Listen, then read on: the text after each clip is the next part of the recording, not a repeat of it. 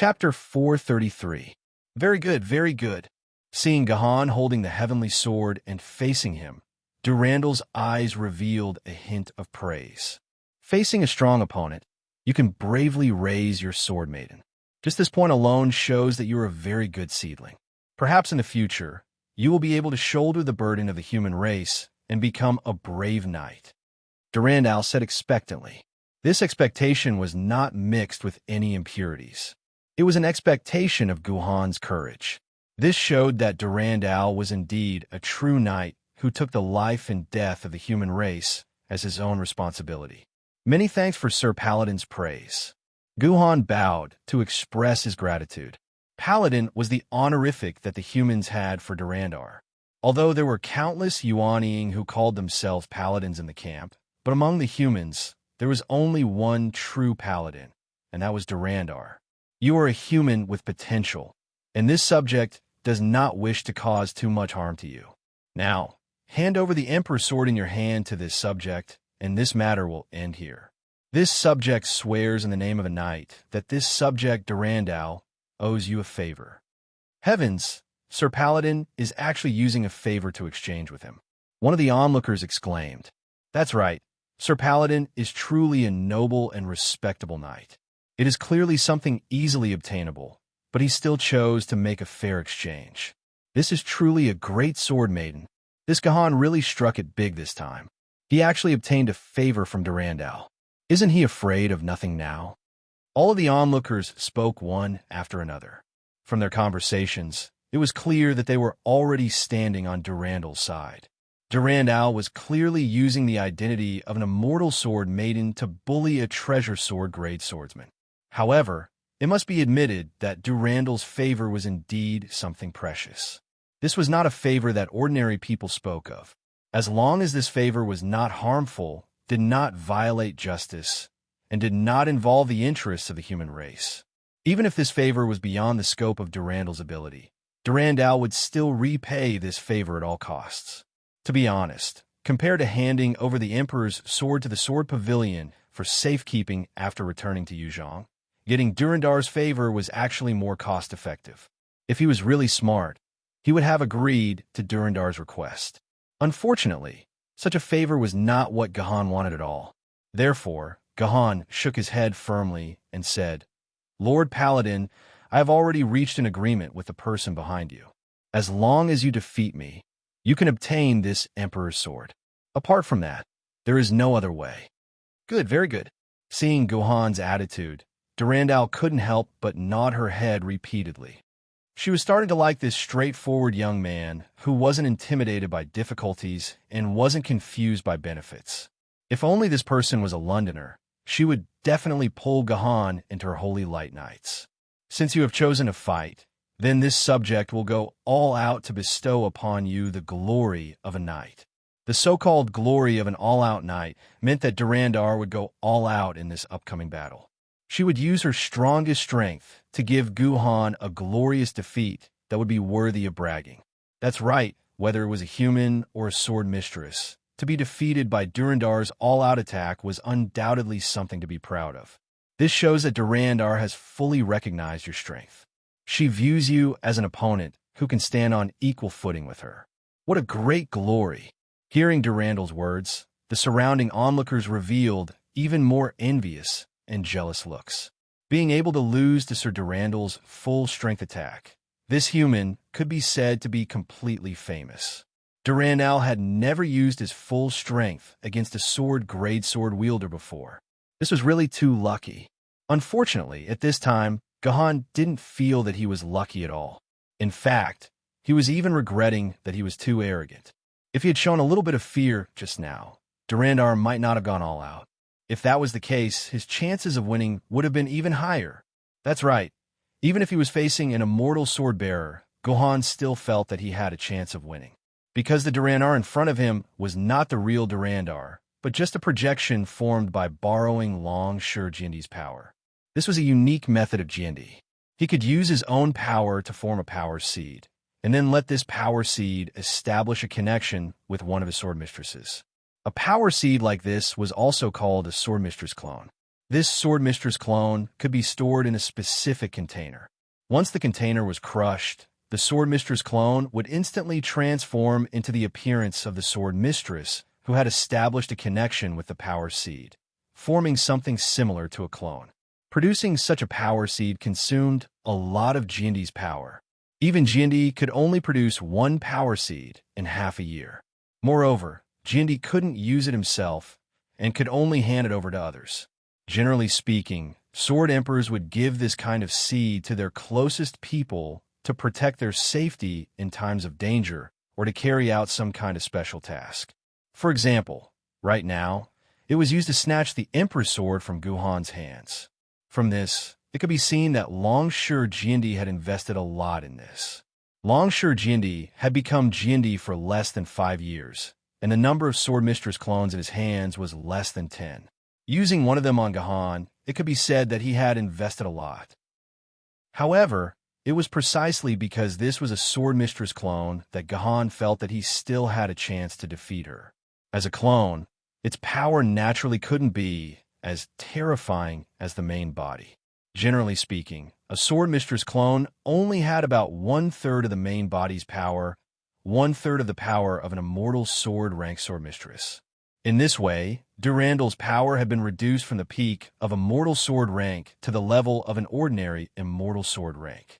After mastering the green onion stone, Guhan had a clear understanding of the entire trial formation. This trial formation limited the strength of a treasured sword wielder to the level of a treasured sword wielder. However, Durandar, who was an immortal sword wielder, had entered. This was a serious violation of the rules set by the heaven-shrouding sword emperor. As one of the strongest Jindi in history, Jatian Jindi had set up a spirit formation with all his might. Even if the main body of an immortal sword rank sword mistress came, she wouldn't be able to gain any advantage, let alone this was just a sword mistress clone. Therefore, under Guhan's control, all the power of the entire trial formation was concentrated here and began to suppress Durandal. This is the power of Jatian Jindi. Durandal, who was standing opposite Guhan, suddenly frowned. She felt a suffocating power pressing down on every inch of her body. As a sword mistress who had fought continuously for 1,000 years, Durandal had ample experience in all kinds of situations. She immediately understood that this was the power of the trial formation suppressing her. Because she had violated the rules of the trial formation was now beginning to retaliate. Durandal's guess was very accurate. This was indeed the trial formation's retaliation. However, she definitely didn't expect that this retaliation was actually in the hands of Guhan, and under Guhan's deliberate control, the entire trial formation's power was beginning to suppress her. I feel like I can't breathe. Durandal's body suddenly trembled. It wasn't the trembling of a physical body, but rather a distorted trembling caused by a bad television signal. Durandal's body was originally a doppelganger formed from a power seed, so it didn't have its own physical body. Therefore, it wasn't strange for it to distort like this. No, I can't fight against Jatian Jindi here. Durandal was finally suppressed by the trial formation's power. She began to take the initiative to seal her own power, and in the end, she was only left with the power of a sword bearer. Only then did the trial formation suppression suddenly disappear. Sure enough, only sword bearers are allowed to appear here. Durandal shook her head. It wasn't that she felt that she wouldn't be a match for Guhan after becoming a sword bearer. Even if she fell to ancient sword bearer, with her experience and skills, Durandal was still confident that she could ruthlessly suppress Guhan. What she was worried about was that she wouldn't be able to fulfill her promise to use her full strength. I'm sorry, because of the suppression of the trial formation, this subject can't use his full strength. I can only fight you with sword bearer strength. I'm sorry. Durandal sighed, then bowed to Guhan, apologizing for going back on her words.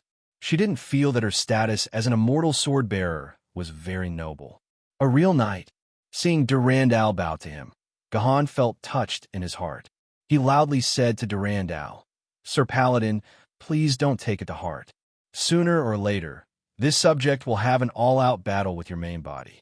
At that time, please don't hold back. Good. This subject will wait for the day you become an immortal sword-bearer. Durandal nodded, and with a horizontal slash of the sword in her hand, a powerful pressure burst out from Durandal's body. Except for a few people, almost all the onlookers were crushed to the ground by this gust of wind. Even if she was restricted to sword-bearer, Durandal's strength was not something that ordinary sword-bearers could withstand. I'm also looking forward to this day. At that time, I will definitely defeat you fair and square, Gohan said to himself. At the same time, his figure flashed, and he appeared in front of Durandal. Gohan took the initiative to attack. 10 minutes later. Heavens, this person has actually been fighting with Sir Paladin for so long. On the stage, the battle between Gohan and Durandal was still going on. The spectators below the stage were all dumbfounded, especially the people from London. The Paladin in their hearts had already been fighting with Gohan for a full 10 minutes. Every single move had been exchanged for 10 minutes. Chapter 434. Durandal had no choice but to admit that she had underestimated this sword wielder. He was actually able to fight her to a standstill with just pure swordsmanship. Durandal had been fighting nonstop for a full 1,000 years. Even if her own talent in swordsmanship was not high, but under the tempering of these 1,000 years, her swordsmanship had reached a very terrifying level. Each of her swordsmanship seemed to have been forged through thousands of tempering. This kind of swordsmanship that had been honed over a long period of time was much more terrifying than those swordsmanship that were learned through innate talent. Therefore, Durandal had 100% confidence in her victory because she felt that with just her swordsmanship alone, she would be able to teach this kid a good lesson on what true swordsmanship was. But Durandal had miscalculated.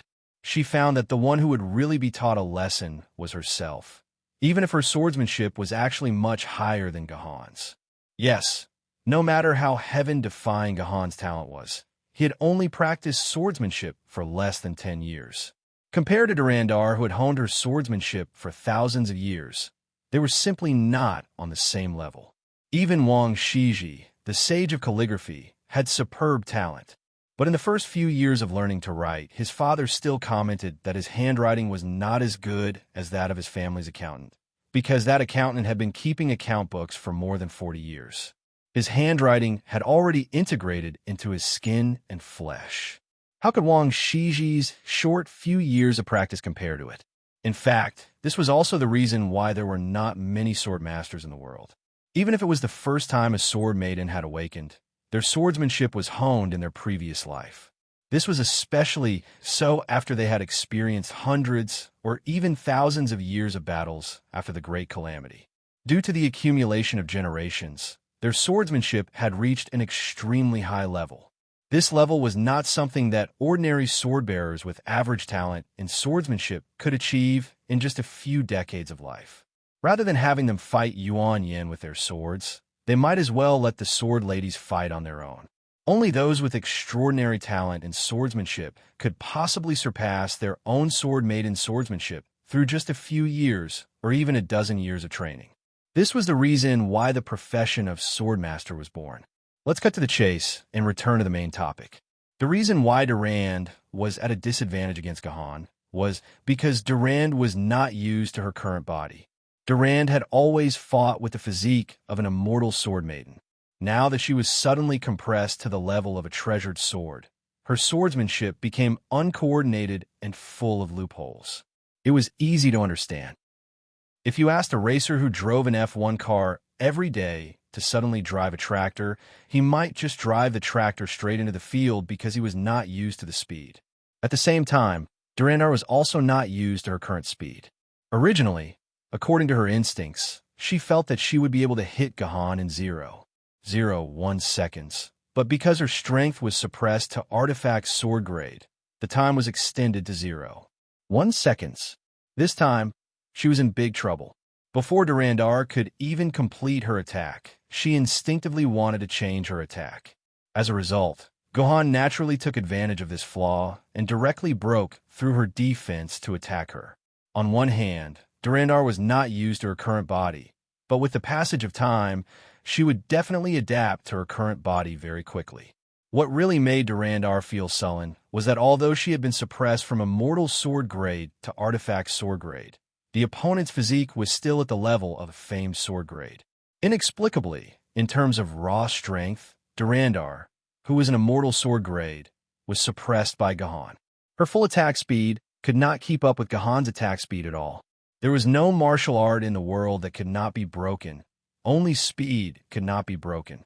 If this went on, no matter how high Durandar's swordsmanship was, she would still be defeated by Gahan. Only Durandar and Gahan, the two people involved in the fight, knew what was going on. As for the spectators, they did not know what was going on. They only had one thought. This Gahan's swordsmanship was very strong, very scary. He was not human at all. It was like Alexander Landing to be in the same generation as him. It must be known that the #1 swordsman in the world, Sword Spirit Confusion, had once engaged in a pure swordsmanship battle with Durandar. That was when Sword Spirit Confusion was at its peak. At that time, Sword Spirit Confusion had just defeated the Maiden sword, who was known as the #1 swordswoman in swordsmanship and the head of the Lun Yin family. These two people who stood at the pinnacle of swordsmanship and swordswoman's swordsmanship officially took the title of #1 swordsman in the world. Then, he wanted to challenge Durandar. He fought with Durandar for a whole 12 hours and only narrowly defeated Durandar by a single move. At that time, Sword Spirit Confusion said a very famous sentence to the media who interviewed him. Lady Durandar may not be the best swordswoman in swordsmanship, but she is definitely the most difficult to deal with. She can use her 1,000 years of fighting experience to wear down her opponent. From this, it could be seen how powerful Durandar was in the eyes of the sword women in London, and how terrifying her swordsmanship was. That was a swordsmanship that even Sword Spirit Confusion almost defeated. But now, their hero and idol had fallen into a complete disadvantage, actually being suppressed by a swordswoman who had just turned 18 years old a few days ago. This was something they could not imagine. In the eyes of these ignorant swordsmen, Sword Spirit Confusion was slightly stronger than Durandar, and Gahan was stronger than Durandar, but Sword Spirit Confusion was the #1 swordsman in the world. Didn't this mean that Gahan's swordsmanship was already above Sword Spirit Confusion, and Gahan was the real #1 swordsman in the world? Please forgive the small hearts of these inexperienced youngsters. They simply could not admit this fact, but in their hearts, they had faintly accepted this fact.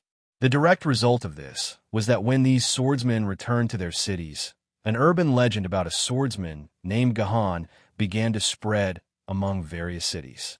It was said that this person named Gahan was the real #1 swordsman in swordsmanship. Of course, people who heard this urban legend would disdainfully laugh it off, treating it as a joke. It wasn't until this person named Gahan truly appeared in the eyes of humans that they understood that sometimes urban legends were not just legends. Unlike those ordinary swordsmen who had no swordsmanship to speak of, Liu Ling understood that she had already discovered the reason why Durandar was at a disadvantage. She was very puzzled. When did Gahan become comparable to a famous swordsman? Of course, this was not important. What was important was that Liu Ling had a vague feeling that she might not beat Gahan's opponent without using the Billion Swords art. This was something that Liu Ling could not accept. Why? Why is your strength so abnormal?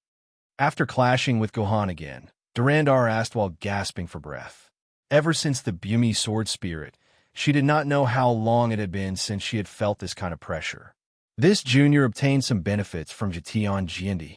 Facing Durandar's question, Gahan could actually ignore it. But if he did so, his good impression of Durandar would inevitably be greatly reduced.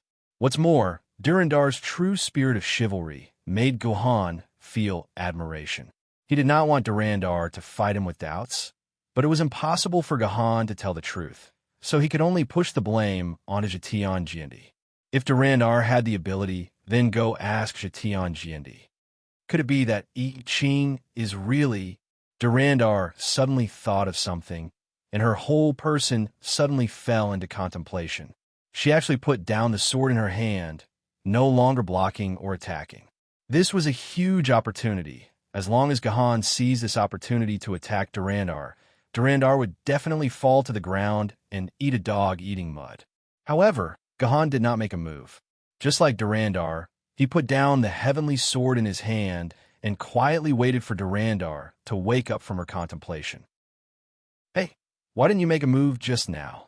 Durandar woke up from her contemplation and saw Gahan standing in front of her with a sword in his hand, unexpectedly not taking advantage of this opportunity to attack her. If he had made a move just now, although she would not have lost, she would definitely have suffered a huge loss. We have a saying in the East, a gentleman does not take advantage of others when they are in a precarious situation. Sir, you have fallen into contemplation because of my words, so how could I make a move at this time? Gahan spoke with confidence, causing Durandar to look at him with more and more satisfaction. "You're good. You're really good." Durandar actually directly put away her sword and patted Gahan's shoulder as she asked with a smile, "Boy, do you think that you have already won just now?" "No, this junior swordsmanship is not as good as Sir's. It is only because Sir is limited by this trial array that this junior was able to suppress you.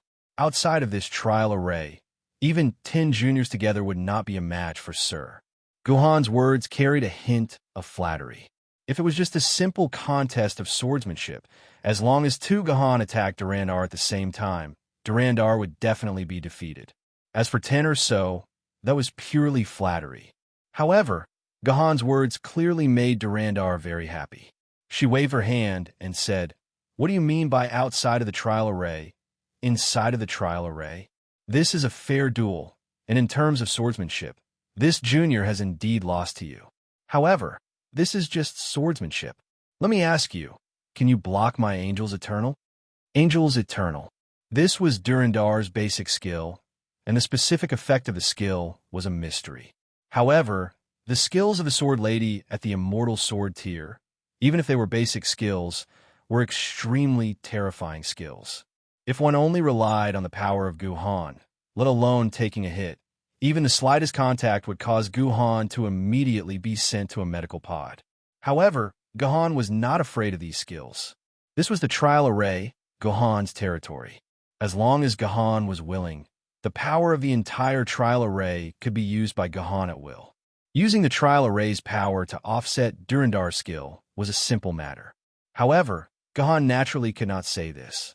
He just shook his head sadly. How could this junior be able to block Sir's Angel's Eternal? In fact, the moment Sir appeared, I knew that I had already lost. The battle just now was just to make my defeat more dignified. Good, dignified.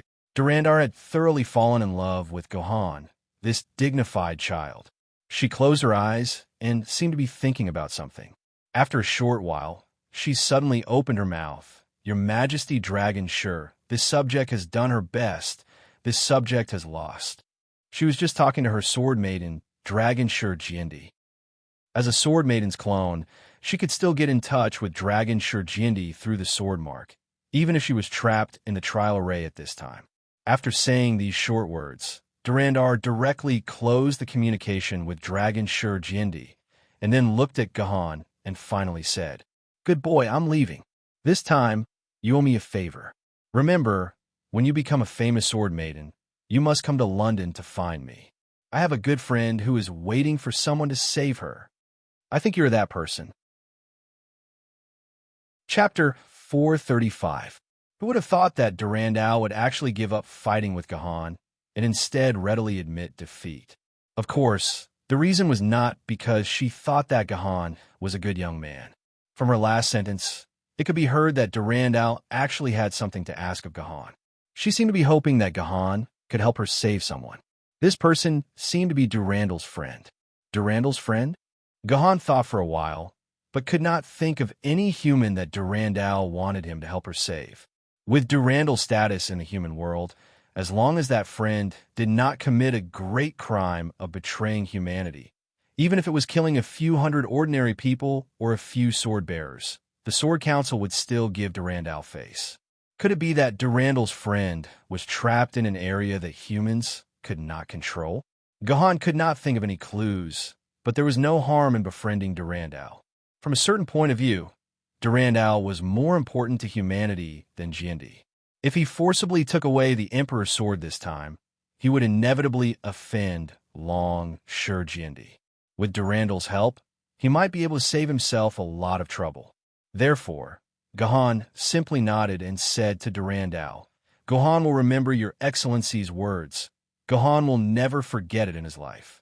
As long as Gahan's strength is enough, Gahan will definitely rescue your Excellency's friend." Good, good, good. Durandal's serious face actually showed a rather bright smile. As a model knight, Durandal was famous for not smiling. Seeing Durandal smile was even rarer than seeing an iron tree blossom. Listen, Durandal did not finish her words, when her face instantly changed and she muttered in a low voice, "They came so fast. Remember to come to London to find me. A knight's word cannot be taken back." After Durandal dropped these words, her body completely dissipated like smoke. This was a sign that the will of the Sword Maiden attached to the Power Seed had left.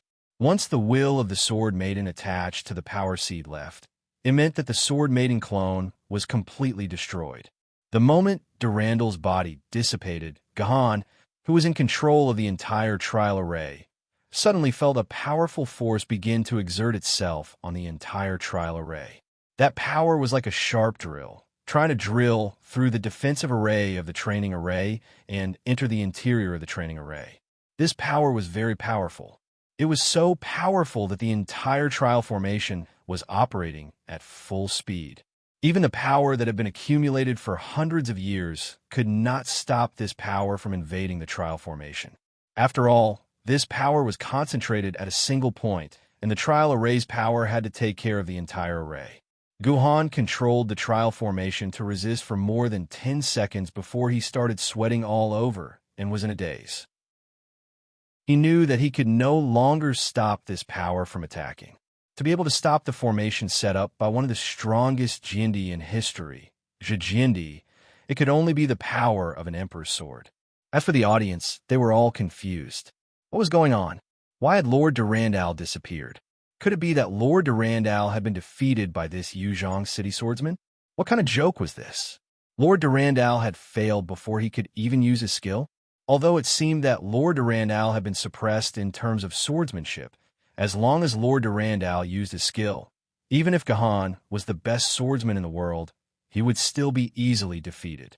It was impossible for Lord Durandal to lose.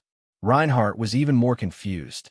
After summoning Durandal's Sword Maiden clone, Reinhardt felt that he had already won. No swordsman could defeat Lord Durandal. However, Reinhardt had never thought that Durandal would actually be defeated. He had been defeated without even using a skill. There must be a dirty deal going on here. Reinhardt was dumbfounded and stupidly spat out such a sentence.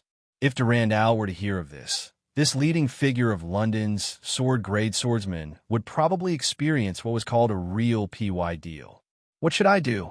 If I lose this duel, then at His Majesty's side. Reinhardt now understood the feeling of wanting to cry, but having no tears.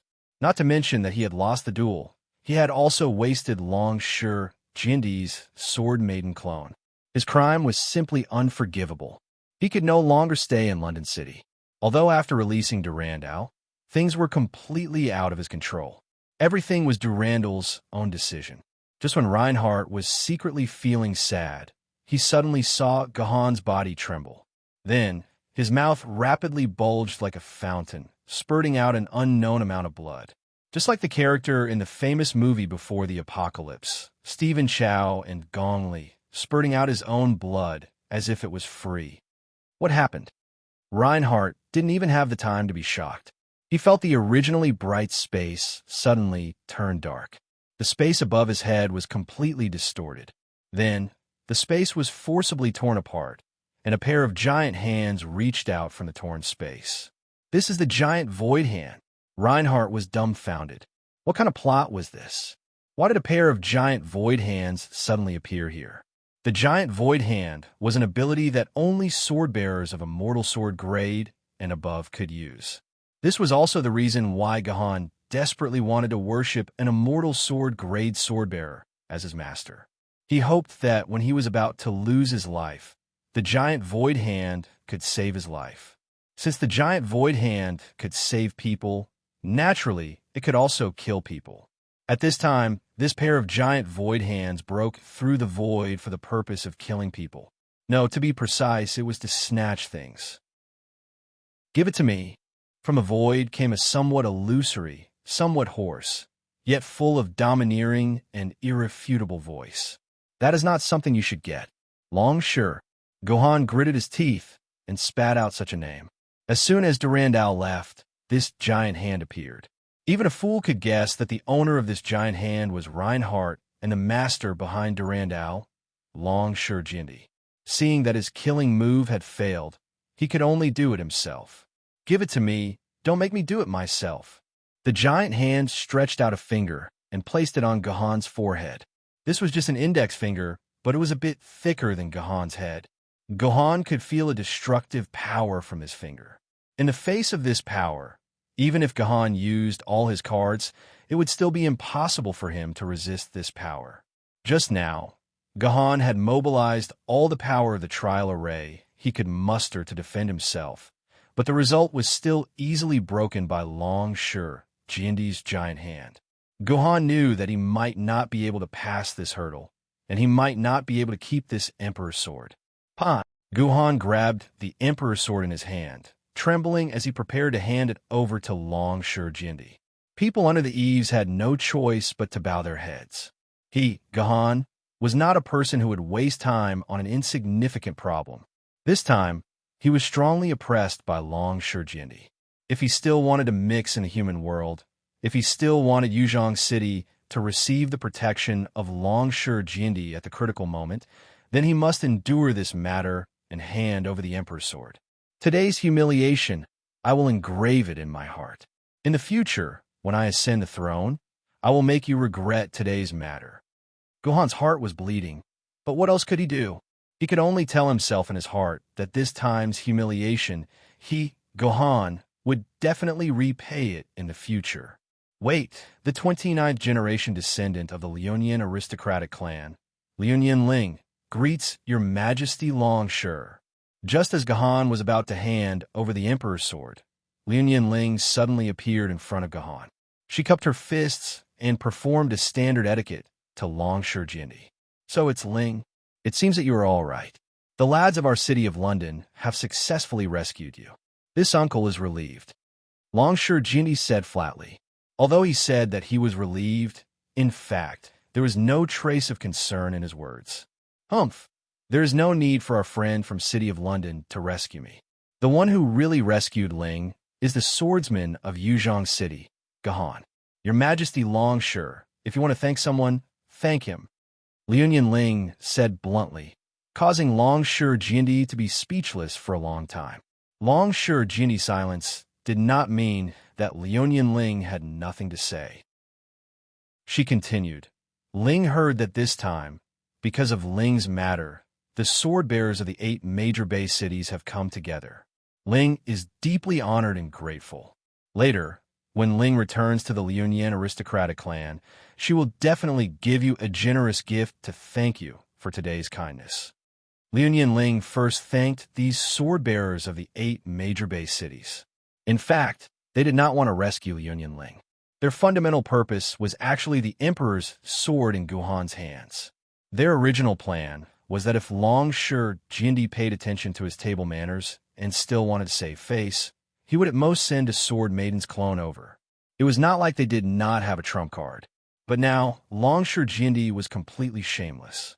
He even used the giant void hand. This should be the ability to exert 1/10 of Jindy's strength. What trump card would not work in front of a living Jindy?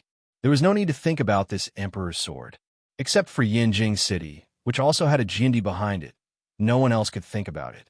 However, since Liunian Ling had attributed the purpose of the sword-bearers of the various base cities coming here to her, she must have her own purpose. Sure enough, Liunian Ling continued, "Since you have rescued Ling, the matter has been settled. Your Majesty Long Sure does not need to trouble you anymore. Your Majesty can go back now. In the future, Ling will definitely thank you in person. This was directly driving Long Shi Jindy away. Liuyan Ling was really outspoken. Fortunately, she had the Liuyan family behind her, so Long Shi Jindy did not dare to casually pinch her. If it was another person, even if it was another descendant of the Jindy family, Long Shi Jindy would still be able to deal with him. I have not seen you for a few years, but Ling has developed a pair of good teeth.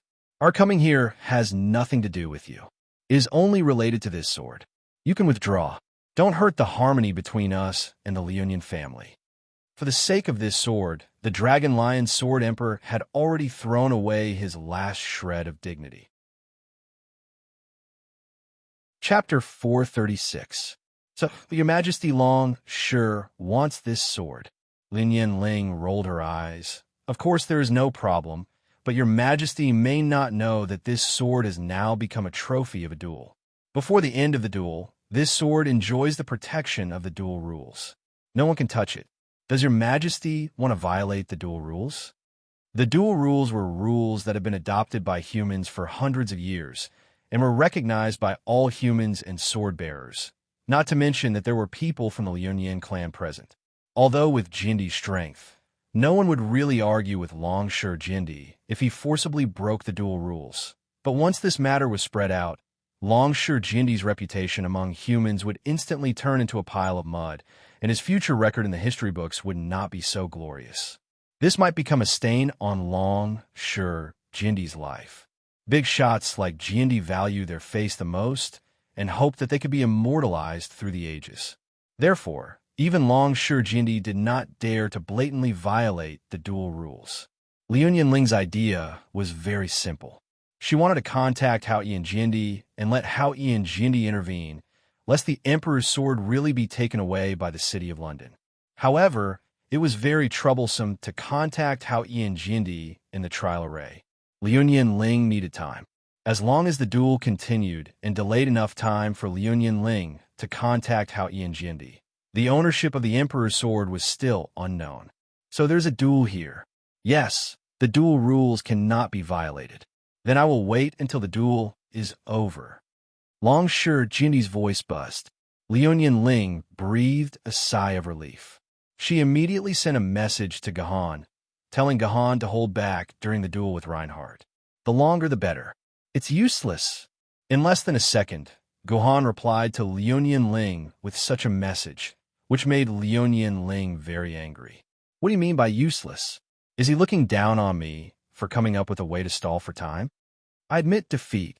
Reinhardt, lost. After a few seconds, Reinhardt suddenly raised his hands and put the red hilt sword on the ground, which meant that Reinhardt admitted defeat to Gahan. Don't you still have an ancient sword grade, sword mistress?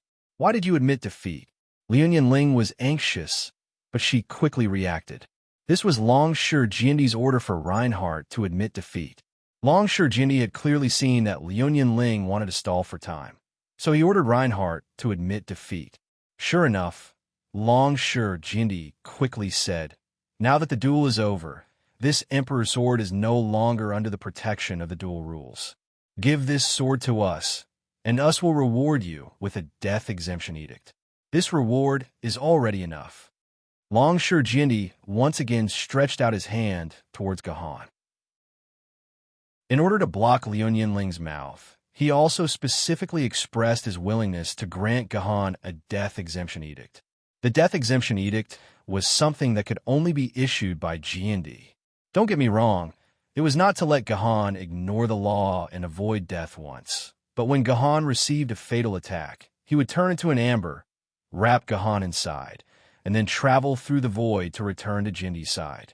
It was the strongest life-saving prop. The life-saving effect of the death exemption edict was even better than that of the giant void hand. After all, the giant void hand still needed a certain amount of time to be channeled. In case the sword bearer could not survive this short channeling time, then they would die. But the death exemption edict was different. It belonged to the type that could be triggered immediately. As long as one encountered a life-threatening danger, it would automatically be triggered. Its life-saving effect was simply heaven-defying. Such a thing was naturally very precious. Jindy could only make one copy a year. Except for his closest people, he would not bestow it at all. Even Liuan Ling only had one copy of Hao Ian Jindy. Longsure Jindy had even taken out the death exemption edict. One could well imagine his determination towards the emperor's sword. Moreover, in terms of morality and justice, Longsure Jindy had nothing to accuse him of. The other party had used the death exemption edict to exchange for it. For Gahan, it was absolutely not a loss. A person cannot be insatiably greedy. Seeing that Gahan was still hesitating, Longsure Jindy snorted, and the whole space began to tremble along with his cold snort. A coercion directly pressed down on Gahan's back, causing Gahan to stagger. One of his legs could not support him, and he directly knelt on the ground. Gahan could not say anything. Just when he was ready to completely accept his fate, suddenly, another powerful force began to impact the defense of the training array. The strength of this force was unexpectedly on par with the power of Longsure Jindy. It's Hao Ian Jindy. Gahan's mind cleared up. He knew that this was Hao Ian Jindy's giant hand. Jindy had finally arrived. Gahan promptly controlled the power of the training array to disperse, allowing Hao Ian Jindy's power to directly enter the training array without any hindrance. It tore open the void on the other side and directly collided with Longsure Jindy's giant hand. Heavens, another giant void hand has come! A onlooker exclaimed. This is Hao Ian Jindy's giant void hand. Kinzu above, the two great Jindy of our human race have actually arrived. This is definitely the biggest news of the year. Another onlooker added. They had never thought that they could actually see the situation of two human Jindy confronting each other across the void. Being able to personally experience such a big event was enough for them to brag about for a lifetime. Big brother Hao Ian, you came really fast. Seeing that Hao Ian Jindy had already arrived, Longsure Jindy's voice became a little low. With Hao Ian Jindy here, he could no longer cover the sky with one hand. Fortunately, this training array does not seem to reject this old man's power. Second brother, you just consumed a lot of power to break through the training array. A long time ago, in order to make Jindy close to each other, under the initiative of Kinzu, all Jindy had to burn yellow paper and become sworn brothers. According to the time when they became Jindy, they would call each other big brother, second brother, and so on. Although this sounded a bit ridiculous, it was undeniable that under the name of brothers, the disputes between Jindy had indeed decreased a lot. Opening the way for big brother is what a little brother should do. Longsure Jindy's tone was very strange. In order to break through the defense of the training array, he had consumed a lot of the power of the giant void hand. Although it was not much, but in a confrontation between two Jindy, even a little less power was a fatal thing. Now, he had naturally fallen into a disadvantageous position. If he really fought with Hao Ian Jindy, he would lose more than he would win. Then it's been hard on you, second brother. Hao Ian Jindy's tone was very gentle. There is no need to speak any insinuations between us brothers. Originally, I did not have much desire for this Emperor's sword in Yanjing City. After all, I already have enough Emperor's swords. I did not rush here immediately, which represents my attitude. Then why did Big Brother come here? Longsure Jindy coldly snorted, because I did not expect that this sword was really that sword. Hao Ian paused, and his voice became extremely serious. He did not even address Longsure as his younger brother. Longsure, this is our Huaxia human clan's most precious sword. I will never let you take it to London City. You should understand the significance of this sword to our Huaxia people. I know. Hearing Hao Ian Jindy's words, Longsure Jindy also became serious. But, big brother, I Longsure also have half of the Huaxia blood in my body. My London City also uses Chinese as its language and takes Huaxia as its ancestor. 2/3 of our London City is of Huaxia blood. Don't tell me that London City is not qualified to inherit this sword. Hao Ian Jindy was silent. Chun Shuang Jindy, the founder of London City, was also a Huaxia person.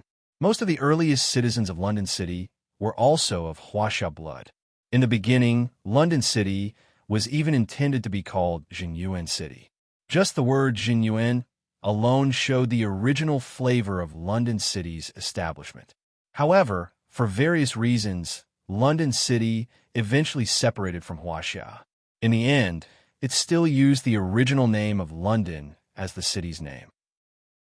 It absorbed a large number of English survivors and became a base city belonging to England. However, its relationship with Huaxia blood could not be cut off at all. Compared with the already sparse English blood, London City was closer to Huaxia blood. How about this? This sword will be temporarily kept by Yanjing City. Let's talk about its ownership when we meet. After a moment of silence, Hao Yanjindi proposed such a solution. I refuse. Long Shi Jindi sneered. If the sword is in the hands of Yanjing City, do I still have a chance to get it? If you want to have a meeting, that's fine. But it will be temporarily kept by London City. We'll discuss it later. How about it, big brother? Sigh. Hao Yanjindi sighed and stopped talking. A giant hand pressed directly toward Long Shi Jindi's position. This was the rhythm of a direct attack. Long Shi Jindi was not to be outdone, and the two giant hands collided. Because the two Jindi's real bodies were not here, they could only rely on the power of the giant hands to collide with each other. This was the most direct collision of power. There was no fancy swordsmanship in it, and it was a competition of the purest strength. The two gigantic hands kept colliding against each other. The wind pressure generated from their collisions blew the surrounding sword-bearers into the nearby walls. It was as if they had been nailed to the wall, unable to move at all. Jindi's strength could be seen at a glance from this. If one was not an emperor's sword, one would always be just an ant in front of an emperor's sword. Even if it was an immortal sword greatsword wielder, it was just a relatively large ant. In more than 3 minutes, the two giant hands collided no less than 100 times. It seemed that Hao Yanjindi was gradually gaining the upper hand. After all, he did not consume any power to break through the defense of the smelting trial array. It was because of such a small advantage that Hao Yanjindi had already gained the upper hand. Big brother, you forced me to do this. Suddenly, Long Shi Jindi uttered such a sentence, and then the void not far from Long Shi Jindi's giant hand was once again torn open. Another giant hand forcibly tore open the void and arrived at the smelting trial array. Long Shi, you're crazy. Seeing two hands appear at the same time, Hao Yanjindi knew that he was going to lose this battle. He had only gained a little upper hand. Once both of Long Shi Jindi's hands appeared at the same time, unless he also called for a second hand, he would not be able to win against Long Shi. Not to mention whether Long Shi would give Hao Yan time to call for a second hand. Did Hao Yanjindi really have the courage to call for a second hand? Chapter 437. Whether it was Jindi or a sword immortal, generally speaking, they could only use one giant void hand at the same time, and after using it, they would fall into a period of decline. This period of decline was about a week to a month for a sword immortal, but for Jindi, it was only about a day. Therefore, the sword arch didn't have to worry about using the void hand. It was just one day. But if he used two giant void hands at the same time, then what awaited Jindi would not be as simple as a few days of decline, which required Jindi's lifespan to trigger. To use the second giant void hand, Jindi's own blood and chi must be consumed, which was almost equivalent to lifespan for humans. Long Shi Jindi was young, and his blood and chi were vigorous. Using the second giant void hand would probably consume about a month of his lifespan, which was already an astonishing amount of time. As for Hao Yanjindi, he was already old and did not have many years to live, so he was already in a state of insufficient blood and chi. If he forced his body to use the second giant void hand, it would not be a month of lifespan, but a year of lifespan. Therefore, it was absolutely impossible for Hao Yanjindi to use the second giant void hand. Even if he was willing to use it, human beings would not. They were about to enter the difficult sword era, and if Jindi could live one more day, it would be one more hope for human beings. How could Hao Yanjindi waste a year to compete with human beings? When Hao Yanjindi saw Long Shi Jindi, used the second giant void hand. He knew that he had lost. He retracted his giant void hand and could only say with infinite emotion, "It's good to be young." This sentence contained the bitterness of the clear sky, Sword Emperor, and one could imagine how much bitterness it contained. Just when everyone, including Gahan himself, thought that the overall situation was settled and that the Emperor's sword could not escape from Longshur Jindi's hand, something even more bizarre happened. Gahan only felt that the golden Emperor's sword in his hand began to shake violently. At first, he thought that Longshur Jindi was forcibly taking the Emperor's sword from his hand, but he immediately discovered that it was actually the Emperor's sword itself that was shaking. Soon, an electric shock-like attack made Gohan's palm numb. Gohan's tightly clenched hand unconsciously loosened, and the golden Jindi slowly floated in the air, just in the middle of Longshur Jindi and Hao-Ian Jindi's confrontation. What's going on? Not only did these sword-bearers not understand, but even Longshur Jindi and Hao-Ian Jindi, the two supremes of mankind, could not understand the reaction of this Emperor's sword. Their control of power was meticulous, and they immediately discovered that the power that made the Emperor's sword float in the air did not originate from the outside, but from its own power inside the Emperor's sword. This made people unable to understand. They had never heard of a sword maiden without a sword-bearer moving on its own.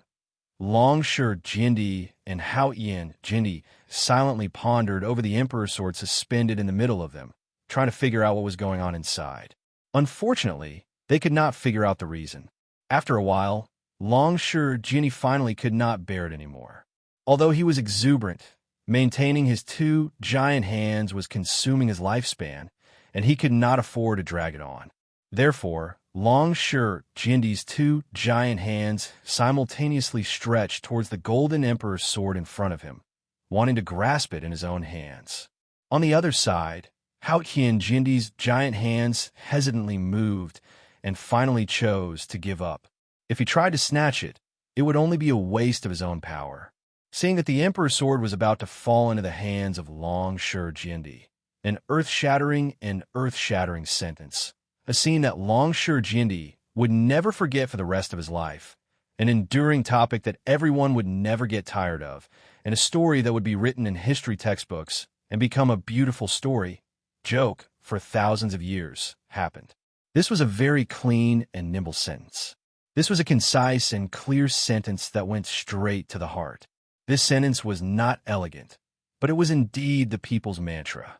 This sentence was not civilized, but it was more powerful than any sword, spear, sword, and halberd. This sentence only had 5 short words, but it could make anyone go crazy. This sentence was, "I'll F***ck your mother." This sentence was really loud and deafening. Everyone on the scene was shocked by this sentence, and their eardrums were hurting, and they were almost directly deafened. After their ears recovered with great difficulty, everyone began to guess who the person who had just said that sentence was. In fact, there was nothing to guess. As for the source of the voice, it could be heard at a glance. Everyone looked directly at the position of the Golden Emperor's sword. That earth-shattering sentence had come from there, from the body of the Emperor's sword. However, everyone could not understand. Why could this sword speak? This was not logical. Unless she already had her own sword wielder, it was impossible for the sword lady to speak. Therefore, everyone's gaze instantly shifted to Gahan. This sword had never left Gahan's control from the beginning to the end. If there was someone who was synchronized with this Emperor's sword, it would undoubtedly be Gahan. In the face of everyone's gaze, Gahan chose to remain silent. There was nothing to explain about this kind of thing. Whoever would believe it would be an idiot. That's right, there was another question. Whose mother did the Emperor's sword want to F***ck? The people on the scene were not idiots. Therefore, this thought only flashed past in a flash. Their attention returned to the Emperor's sword. "Goddess, you've already awakened." Hao-Ian Jindi was the first to break the silence. He spoke to the Emperor's sword respectfully. The Emperor's sword did not reply. "Goddess, I am Longshur Jindi. I hope to invite Goddess to stay with the Mayor of London." I will definitely meet all your requirements. This time, it was Longsure Jindi's turn to speak. Idiot! This time, the Emperor's sword did not remain silent. It gave Longsure Jindi a resounding answer. Incidentally, it also clarified a question about whose mother was the Emperor's sword King just now. This made everyone's itchy mood a lot more comfortable. The Emperor's sword was indeed the Emperor's sword.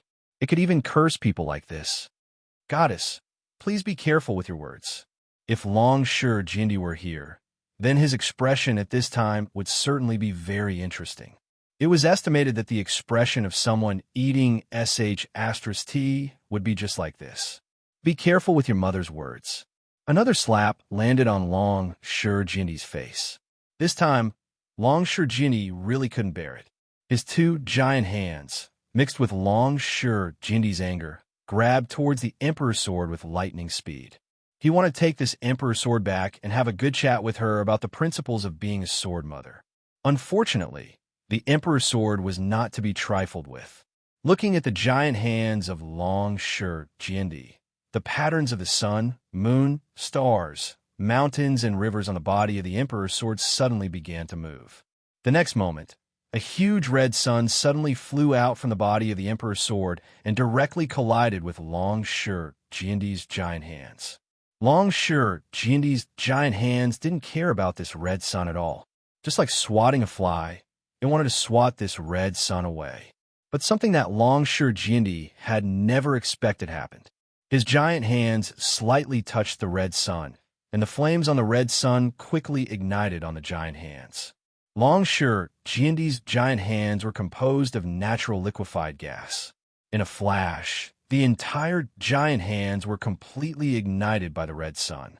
The raging flames burned in the air, and the temperature of the whole room instantly rose by hundreds of degrees. Everyone felt as if they had entered a flaming hell, and their bodies were being crazily roasted. So hot, so hot. I'm going to faint. The sword bearers of the sword rank were completely unprepared for this heat wave. In less than 2 or 3 seconds, the clothes of these people were completely soaked in sweat. Some of them had already suffered from severe heat stroke and directly fainted on the ground, losing their will. Only Gahan, who had received the blessing of the 2 sword maidens at the same time, had a good fire resistance. Therefore, he didn't collapse under the high temperature.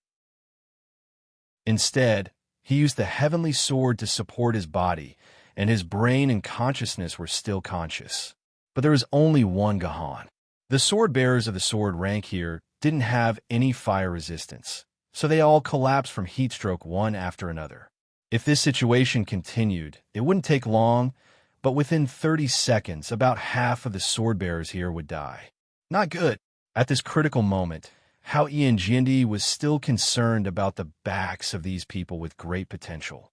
His giant hands immediately split into hundreds of small hands, which covered the bodies of the sword bearers who were being roasted, isolating them from the heat that could make people go crazy. With Hao Ian Jindi's protection, Gahan, who had begun to feel dizzy, instantly became spirited. Thank you, Your Majesty. Gahan clasped his hands together in gratitude. No need. Protect yourselves. Hao Ian Jindi's voice rang in Gahan's ears. This voice was very low, and it seemed that he was speaking to Gahan alone. This made Gahan's favorable impression of Hao Ian Jindi rise a lot. The flames in the sky burned for about 3 minutes, and the nearby stone walls gradually turned red from the heat. Longsure Jindi let out an unwilling roar, but he still couldn't stop his giant hands from burning and could only dissipate the entire giant hands. Once the giant hands dissipated, the flames also lost their source of combustion and disappeared together with them. This large area of flames came and went very quickly. If it weren't for the extremely high temperatures still remaining in the air, people would have thought that nothing had happened just now. Your Majesty, please calm down. This old man will no longer intervene in this matter. It's all up to Your Majesty. Seeing Longsure Jindi disappear, Hao Ian Jindi also expressed his attitude. Motherf ***. Leaving behind such a last curse, the Emperor's sword slowly fell from the sky and finally returned to Gahan's hands. Everything returned to normal. Chapter 438. What's the situation at the Mei Ling mountain range? Sword Immortal Baiju sat down on a chair, exhausted. He could only sleep for 4 hours a day. The large amount of work he had to do was taking up a lot of his time. Chairman, the Mei Ling mountain range has been completely occupied by Yuan Ko. However, because of your arrangements, the sword bearers we left at the Mei Ling mountain range have all retreated safely. Not a single sword bearer was lost.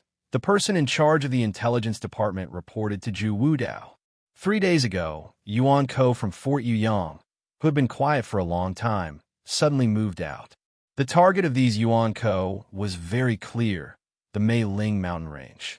The mighty army consisted of tens of thousands of normal Yuan Ko, more than 10 Nether and Meteor Yuan Ko, and 2 U-Realm Yuan Ko. If they wanted to destroy this Yuan Ko army, they would probably have to mobilize all of Yuzhong City swordbearers. However, according to the investigation team, there were at least 5 U-Realm Yuan Ko in Fort Yuyang. Who knew if this was Yuan Ko's plan to lure the humans out of the fortified city and then destroy the humans' main force in the field? After thinking about it, Zhu Wudao decided to give up on the Mei Ling mountain range. He let the sword bearers stay at the Mei Ling mountain range to return to Yuzhong City through the quantum teleportation formation. He also reduced the human security perimeter from 300 kilometers to 150 kilometers. This way, the sword bearers in charge of investigation and security were a lot safer, but the humans' grasp of the surrounding area's intelligence was greatly reduced. What happened after that? Did Yuan Ko do anything? Zhu Wudao continued to ask. Reporting, Chairman. After the Yuan Ko army occupied the Mei Ling mountain range, they did not do anything else. Instead, they gathered in the Mei Ling mountain range. There are simply too many Yuan Ko there. Our investigation team did not dare to go near it all. We don't know what's going on there either. The person in charge of intelligence said helplessly. We must find out why Yuan Ko wants to occupy the Mei Ling mountain range. According to the records of previous great invasions, Yuan Ko would either suddenly appear outside the city and launch an attack on the humans, or occupy the Yang fortress as a base to launch a protracted war against the humans. Although the Merlin mountain range had been occupied by Yuan Ko before, it was only to eliminate the sword bearers guarding it. Yuan Ko had never amassed so many troops in the Merlin mountain range like this, and then shut himself in as if he wanted to build a Fort Merlin there. Gu Wudao's intuition told him that there must be a problem. Yes, I will order the sky-piercing swords reconnaissance team to investigate the situation in the Plum Ridge mountain range, the person in charge of intelligence said quickly. The sky-piercing sword team. Hearing this name, Zhu Wudao showed a distressed expression. They suffered heavy losses during the last reconnaissance of the Yuyang fortress. Have they recovered yet? Did you arrange a break for them? Chairman, you don't know this, but for the past few days, Sky-Piercing Swords team has been asking me to fight them. They say that they have rested for 10 days, and their bones are about to break. They want to go to war immediately and gather the latest information for Yuzhong City. The person in charge's face was also filled with emotion. He was not lying. Although every member of the Sky-Piercing Sword team had overdrawn their lifespan by an average of 30 years, and if they were to go out again, it was very likely that they would face death. However, these heroes were still willing to make such a sacrifice for the safety of Yuzhong City. Heroes. They are all heroes. Zhu Wudao did not know what else to say other than the word heroes. Tell them that if anything happens to them, Yuzhong City will never forget their contributions. If they have descendants, give them the right to live in the core area for 3 generations. If they don't have descendants, collect their sperm or eggs, find a suitable partner, and create a descendant for them. Also, guarantee the right to live in the core area for 3 generations. Do you understand? Yes, I will convey your words to them. This way, those heroes will have nothing to worry about, the person in charge said. That's all. Is there any other important information? Zhu Wudao felt sleepy. If there was no important information, he would go to sleep for a while. He had been working for 20 hours straight. There's no special news about the battlefield, but there's the latest news about Chanyang Mountain, the person in charge said. News about Chanyang Mountain. Zhu Wudao was energized. Did the Eagle Cat Sword Spirit send us a message? If he was most worried about the safety of Yuzhong City, then his son, Ku Rakin, was the second most worried. The team from Yuzhong City had been in Chanyang Mountain for 18 days, and he had not received any news from there. He did not know what the Eagle Cat Sword Spirit was doing. No, the Eagle Cat Sword Spirit didn't send us the news. The news came from the Haotian Palace in Yanjing City. The person in charge hesitated for a while. The homie sword spirit in Yanjing City said that the Eagle Cat Sword Spirit left Chanyang Mountain early because he was worried about the situation in Yuzhong City. What is this guy doing? Didn't I tell him that our team is not allowed to leave Chanyang Mountain until they come out of the trial formation? Why did he come back? Did my words go in one ear and out the other?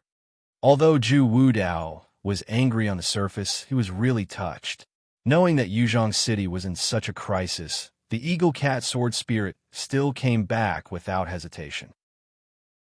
This meant that the Eagle Cat Sword Spirit valued Yuzhong City more than his own life. This was a good son of Yuzhong City. Where is the Eagle Cat Sword Spirit? Tell him to come and see me. Since he's back, I have a mission for him. Everyone in Yuzhong City is very busy now. I can't let it be alone. Zhu Wudao finally had a smile on his face. What Zhu Wudao did not expect was that after hearing his question, the person in charge of intelligence began to panic. This was not normal behavior. Did something happen? What happened? Tell me. Zhu Wudao slammed the table hard.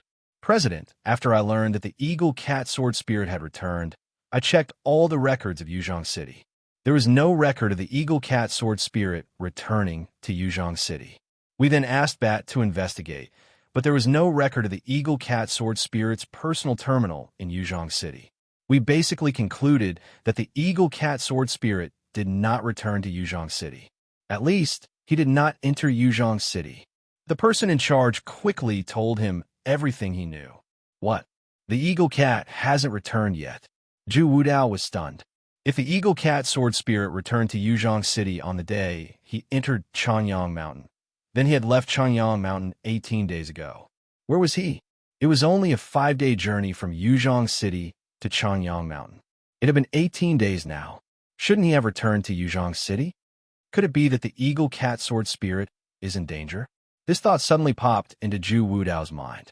The entire Yuzhong City was surrounded by Yuan Ko. Only the road in the direction of Fujian was still under the control of humans. If the Eagle Cat Sword Spirit was unfortunately attacked by Yuan Ko on the way back, then the Eagle Cat Sword Spirit would be. Is there any other news? Zhu Wudao took 3 deep breaths to calm himself down. Is there any other clue about the Eagle Cat Sword Spirit? Even if it's just a small clue, report it to me. Yes, our people just went to Yanjing City to look for reinforcements. One of their famed sword-level sword-bearers said that he found a very tragic battlefield 13 days ago.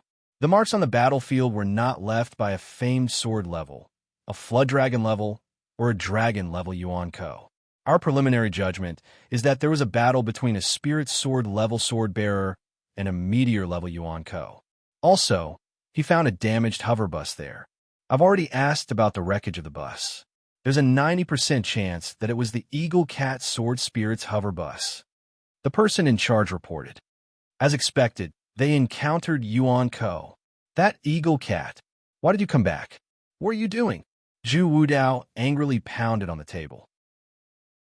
This table, which had been specially strengthened by the dimensional crystal mine, could not withstand such violent pounding and was directly smashed into pieces. This was the 7th table that Zhu Wudao had destroyed in the past 20 days. Don't be angry, Chairman. The sword-bearer said that after he saw the battlefield, he specifically searched within a 10-kilometer radius.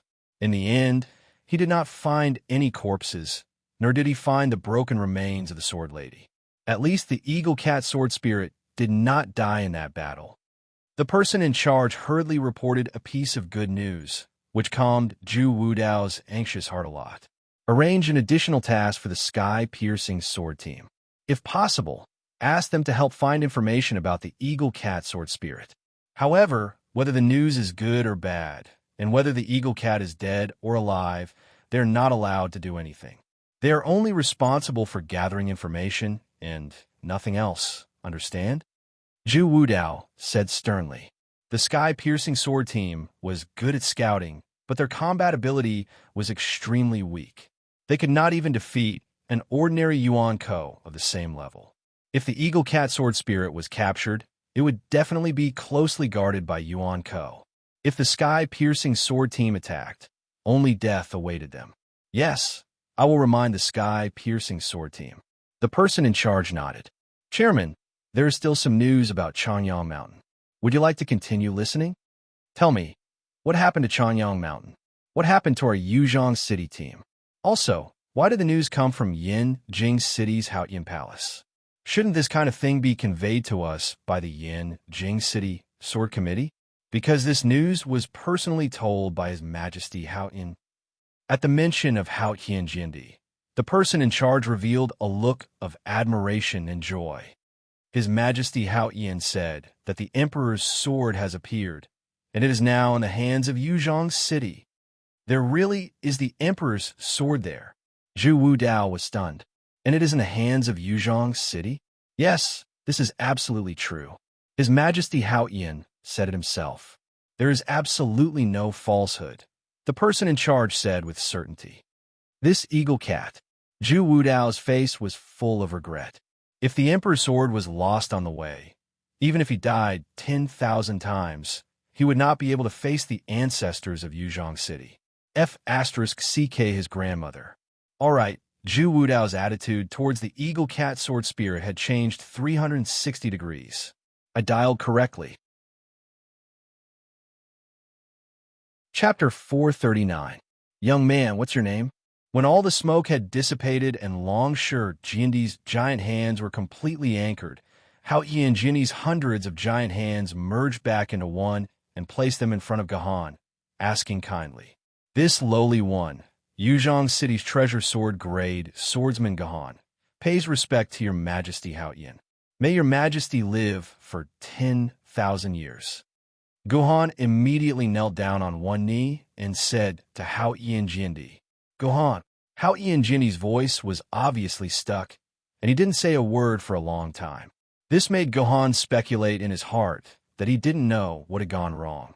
He seemed to have offended Longsure Jindi, so he couldn't offend Haoyan Jindi as well. Grandpa Haoyan, you finally came? Ling pays respect to Grandpa Haoyan. Liuyan Ling suddenly moved to Gahan's side, leaned on Gahan's shoulder, and also saluted Haoyan Jindi's giant hands.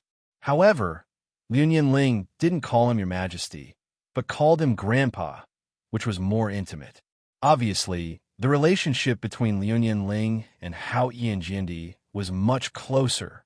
It wasn't surprising, as the descendants of the Liuyan clan had a close relationship with Jindi.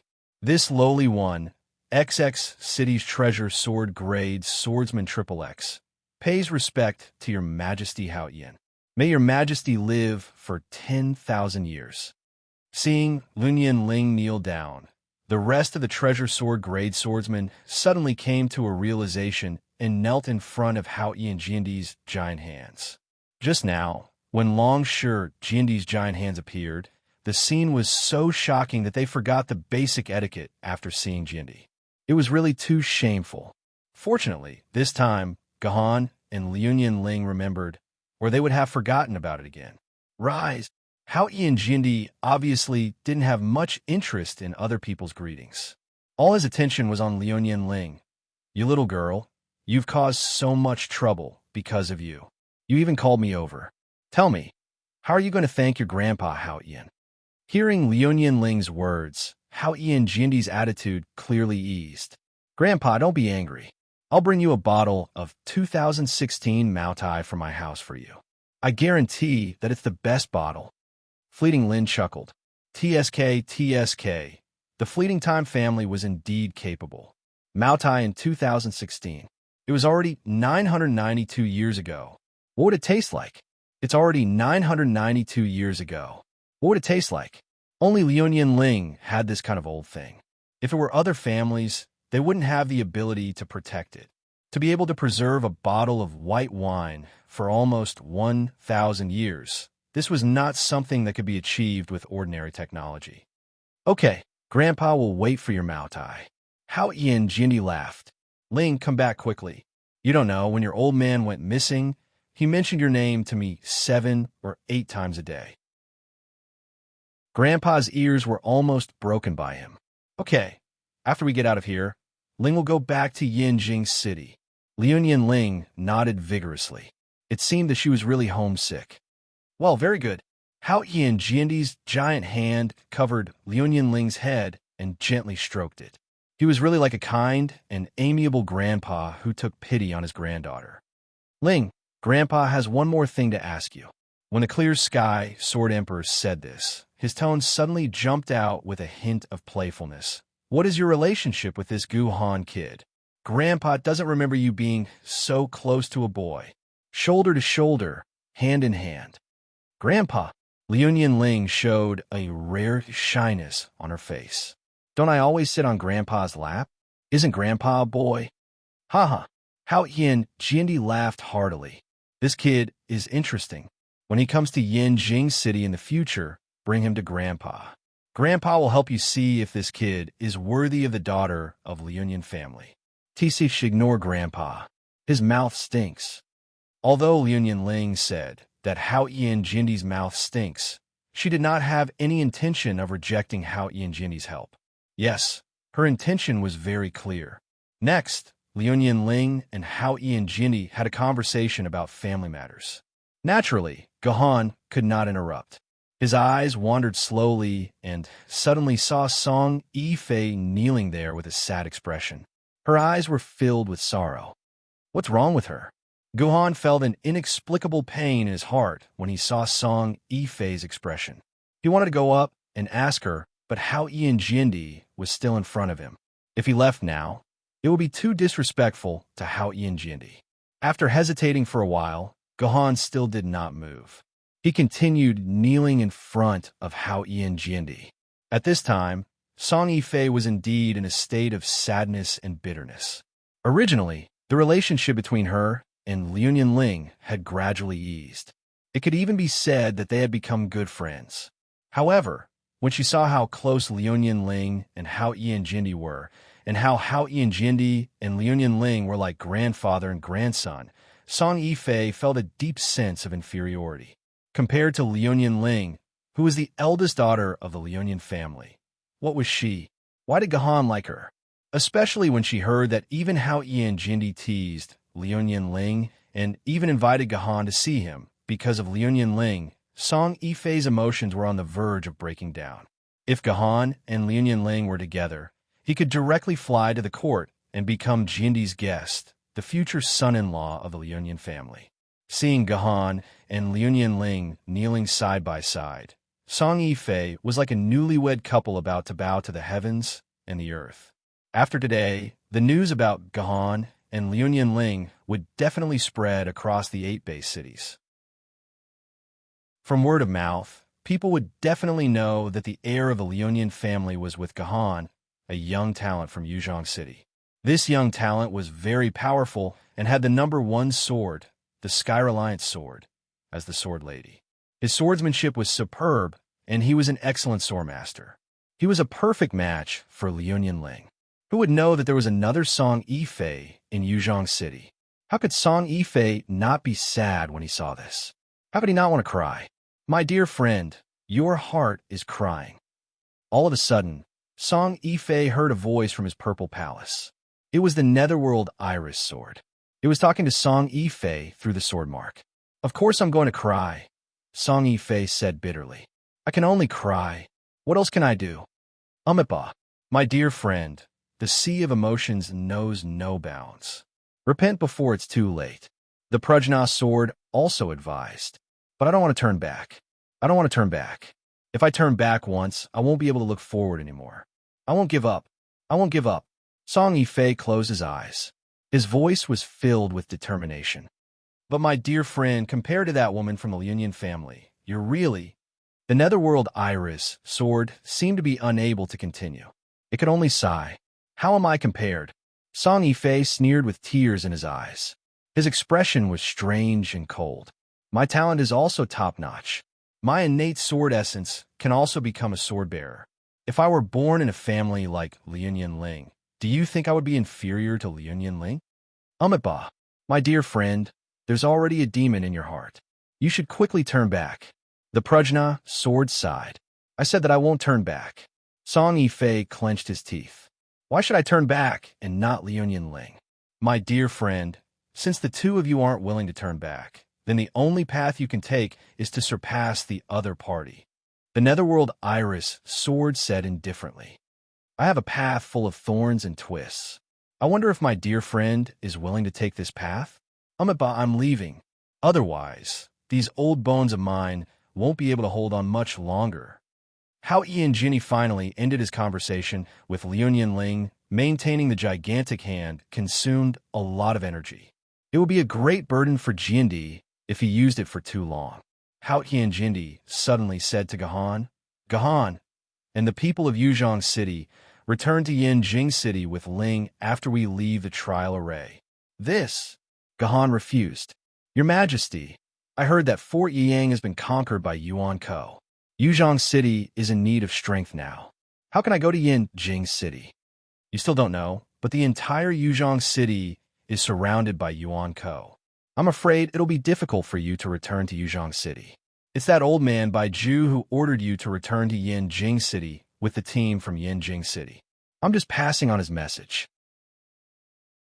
Hao Jindy said in a low voice, Fine, I've already passed on my message. You can decide what to do next. With that, Hao Jindy's gigantic hand dissipated instantly. The oppressive aura also disappeared along with the gigantic hand. According to the trial array, Hao Jindy had really left. Gahan, Grandpa Hao is right. I think you should come back with us. Lian Ling was about to persuade Gahan to return to Yanjing City with her. However, when she turned her head, she realized that Gahan, who had been by her side just a moment ago, had disappeared. In an empty room in the trial array, the space was suddenly torn open. Gahan jumped out of the torn space. He had come here to solve the last remaining problems. Gahan controlled the trial array and searched the entire space. Finally, he found his target in a corner. With a thought, the space was torn open. A white cat seemed to be caught by something and was thrown out from the other side of the space crack. After a while, a sickly husky and a lifeless black bear were also thrown out. The three Egyptian gods once again gathered in front of Gahan. Chapter 440. Congratulations, my lord. Congratulations, Meow. Meow. Baudet was a cat, after all. She was the smartest and had the fastest reaction. She straightened up and bowed to Gahan. Congratulations, my lord, on successfully taking over the entire trial formation, Meow. Baudet congratulates my lord, Meow.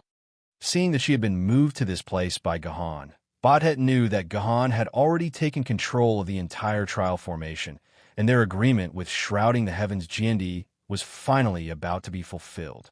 How could this Egyptian god, who had been trapped for more than 700 years, not be excited? Well, I have to thank you too, Baudet. Without your reminder, I wouldn't have been able to defeat this idiot and master the yin-yang swordsmanship. Gahan glared at Ice, who was lying on the ground pretending to be dead. Stop pretending.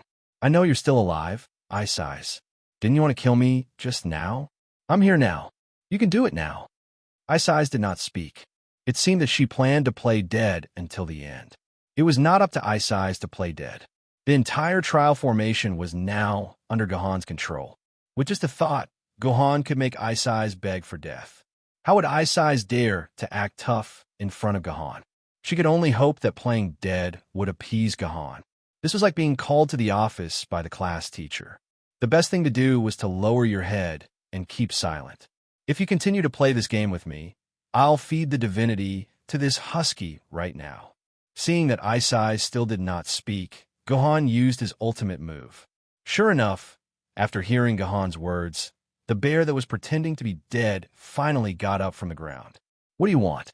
At most, you can take my life away, Ice said very shamelessly. It seems that your spirit has recovered. You know how to be afraid of me. Gohan sneered. Compared to Aisai's previous anger, Aisai's now had awe and fear in her bones. The anger that had been controlling her seemed to have disappeared. What proved this even more was that Gohan discovered that Aisai's strength was no longer at the meteor rank. She was now on the same level as Batet and Anubis. She was also at the soul rank level of Yuan Ko. The reason why Aisai's was able to break through Sky, covering Jindy's restriction, and break through to the meteor rank was because of that inexplicable anger. Now that the meteor rank power had disappeared, Aisai's naturally lost that strange emotion. Who's afraid of you? Isis tried to maintain her dignity, but in fact, she had already started to give in to Gohan. She tried to shift the blame. But I was really strange before. I wanted to kill you for no reason. It's not my fault. I should have been controlled by someone. Do you know who controlled you? Gohan asked again. Or did you come into contact with something before your emotions changed? No, I became like that when I woke up from hibernation. Aisai shook her head. It seemed that she would not be able to get anything out of her. She was also confused. And you, Anubis, have your injuries not healed yet? The husky that was called out by Gohan stood up and stuck out his tongue. He then raised one of his legs. A blood-red wound was clearly visible, and blood was still flowing out of the wound. The power that injured Anubis is very strange. There seems to be a mysterious power attached to his wounds. This power has completely prevented Anubis' wounds from healing. If we still had our original strength, we could have easily gotten rid of that power. But now that we have lost our divinity, there is nothing we can do about this wound. Anubis can only rely on constantly producing new blood to replenish the blood lost from the wound. Otherwise, Anubis would have died of blood loss. The power that can't heal the wound? Gohan vaguely remembered where he had seen such power, but unfortunately, he could not recall it for a while. Let me take a look at your wound. Gohan grabbed Anubis's leg and pulled it in front of him. His finger touched the wound lightly. Suddenly, Gohan felt a tingling sensation on his finger. It was like the feeling of popping candy bouncing in his mouth. Then, something miraculous happened. The wound that had been unable to heal began to heal rapidly under the touch of Gohan's fingers. In less than 5 seconds, the wound that had tormented Anubis for nearly a month had completely healed. Woof, woof, woof. Thank you, Your Majesty, Gohan. Woof, woof, woof. Anubis, the husky, returned to his normal self the moment his wound healed. He jumped up from the ground and jumped around wildly in celebration of his new life. Unfortunately, there was no toilet paper around. Otherwise, he would have torn a few rolls of toilet paper to celebrate his new life. Call me Lord Gohan, you idiot. Batet, the white cat, jumped onto the husky's head and kicked the husky's nose hard. Gohan did not pay any attention to these two guys who were playing around with each other. He used his spiritual sense to check the meridians and Zifu of his body, and after discovering that there was no abnormality in his body, he opened his eyes in doubt. When Anubis' wound was healing, Gohan felt something enter his body through the husky's wound. But no matter how he searched, he did not find anything unusual. He hoped that Gohan was wrong. Stop messing around.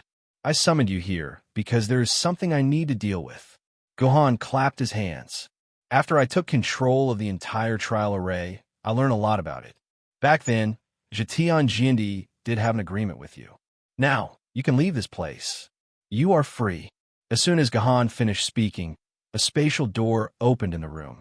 On the other side of the door was a world of birds, flowers, and lush trees. It was a world of freedom. We are free. Bastet's voice trembled. After waiting for more than 700 years, this moment had finally come. Old cat, are we really free? Is he not going to hold me accountable? Aisai's eyes were also filled with tears. She thought that Gohan would punish her harshly and then make things difficult for them. Perhaps he would never fulfill his promise to set them free. She did not expect Gohan to be so straightforward. She was so touched and excited. Woof, woof, woof. Anubis expressed his joy in his usual way. The other side of the door is the other side of Changyang Mountain. You can leave this place through this door.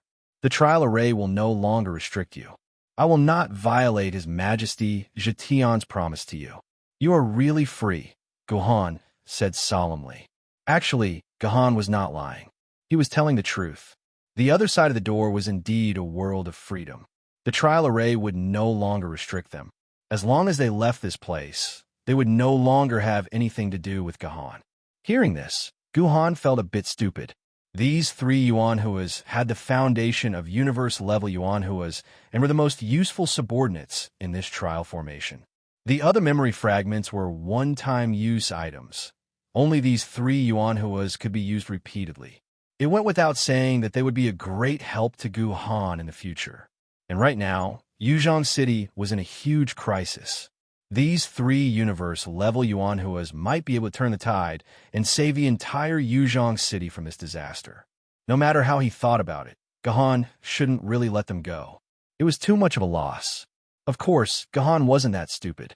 Or rather, these three Yuan-Kos weren't that stupid.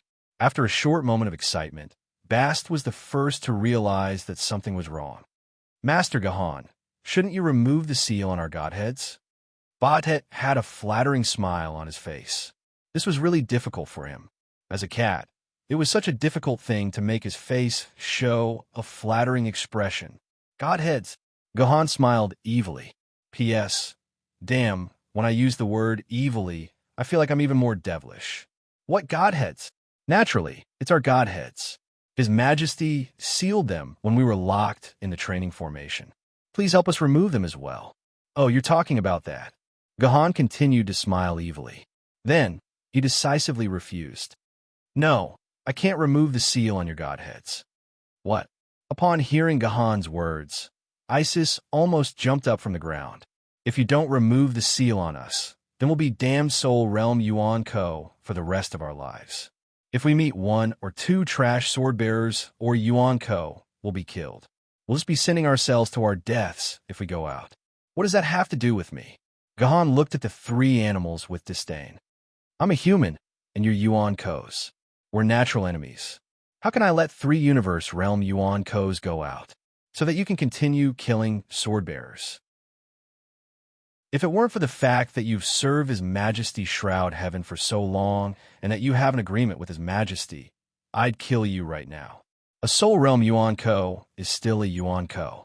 Who knows, there might be ancient sword realm sword-bearers who die in your hands. It's better to kill them all as soon as possible. Woof woof. The husky began to jump again. It seemed that whether it was angry or excited, it always jumped around to express its inner feelings. Was this dog easy to figure out or hard to figure out? Mr. Guhan, you said that we have an agreement with His Majesty Shroud Heaven. Are you going to go against our agreement and trample on His Majesty Shroud Heaven's reputation? Bast was helpless. Everything was in other people's hands, and the only thing they could make Guhan worry about was the agreement with Shroud Heaven Giendi. Of course, I respect His Majesty Shroud Heaven's decision. Guhan smiled evilly and snapped his fingers. A thick stack of white paper filled with words the size of a fly floated down from the sky. Look, this is the agreement you signed with His Majesty Shroud Heaven to guard the trial formation. His Majesty has kept it in a room. It's been 700 years, and it's still in good condition. Looking at the contract in front of them, the three gods of Egypt looked like they had seen a ghost. Guhan had actually found this contract, or rather, I Ching had actually left this contract here. If they had known this would happen, they would have found this contract and destroyed it instead of doing anything else in the past 700 years. Chapter 441. Why is this contract still here? Didn't you search the entire trial formation and not find it? Bast complained to Isis. After they had been imprisoned in the trial formation, Bast and the other two had looked for the contract once. In the end, they had found nothing. So they had thought that the heaven-shrouding Sword Emperor had taken the contract away and had not hidden it in the trial formation. It's my fault. Why don't you say it's Anubis's fault? He's a dog. What does it have to do with me if his nose can't smell anything? Isis snorted and then threw the blame on Anubis. Big sister, please. He's a husky. Can you count on a husky's nose? Bast said painfully. Ice Eyes was instantly speechless. You can count on anything in this world, but don't count on a husky. Okay, you've said enough. Gahan threw the contract in front of Ice Eyes and the other two. The agreement about your release of freedom is in Article 111.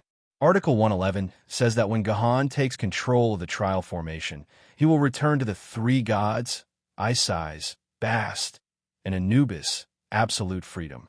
They are not allowed to go back on their word, hunt, arrange ambushes, and so on. He must ensure that these three gods can live as they please. Unless these three gods are stained with human blood again, Gahan and Gahan's men, relatives, friends, and all related people are not allowed to hurt them. Gahan said concisely. In fact, the provisions were very strict. Article 111 alone used more than 500 words to describe it. It was to ensure that Gahan would give Bast and the other two absolute freedom according to the treaty. That's right. Bast plucked up his courage and said, "Isn't sealing our divinity restricting our absolute freedom? Absolute freedom also includes our divinity." Okay, do you think I'm careless and didn't read all the clauses clearly? There's also Article 132 here. This is the treaty about lifting the seal on your divinity, Gahan said with a sneer.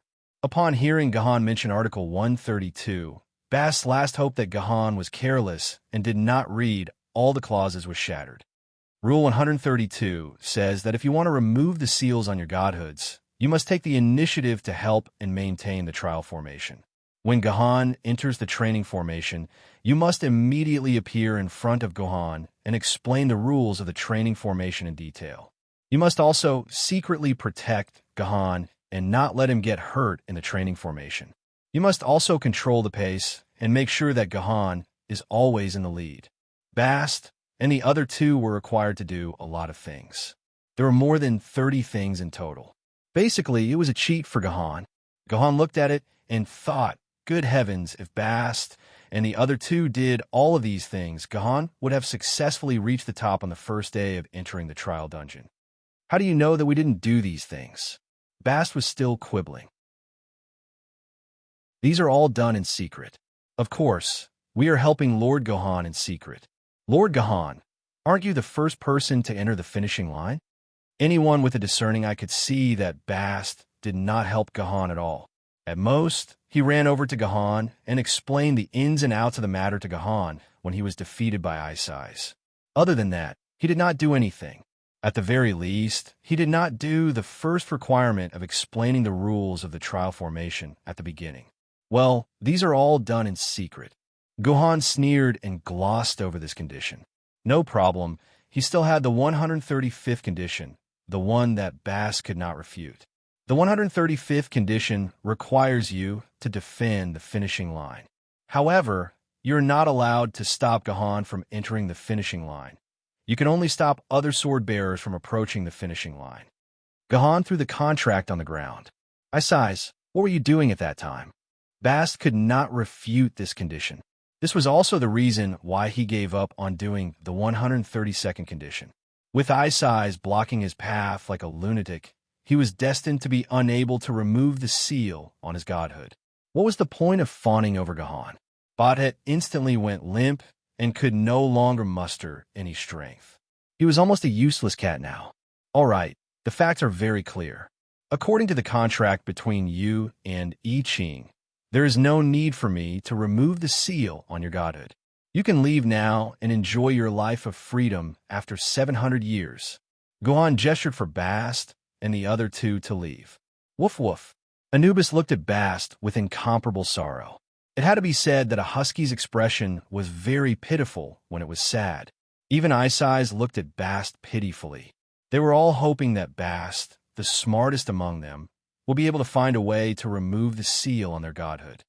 Just tell us, my lord, what do you want us to do in order for you to remove the seal on our godhood? Bast looked at Gahan with an ashen face. He suddenly understood. Gahan must have wanted to discuss some conditions with them. That was why he put out this contract. If Gahan really didn't want to remove the seal on their godhood, why would he go through all this trouble, gathering them together, taking out the contract, and saying so much nonsense? Gahan had also read out the entire contract. Given his understanding of Gohan's character, Gohan would never waste time on such things. He definitely had something up his sleeve. All right, since you can see it, I won't keep you in suspense. I can remove the seal on your godhood, but you have to help me fight and become my helper. Help me just like how you helped Jatian Genie back then. Gohan finally revealed his purpose. Then, like Jatian Genie, you want to trick us into staying in this damn trial formation for 700 years? Bast had more or less guessed what Gohan wanted. These three unlucky fellows, other than their abilities, did not have anything else that Gohan coveted. No, I can sign a new contract with you. When I become an immortal sword wielder, the contract will automatically end.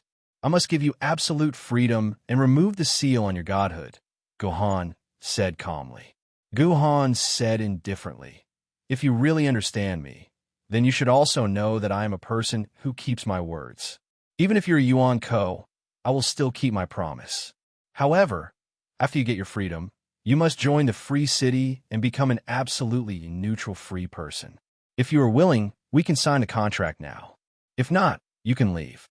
We need to discuss this.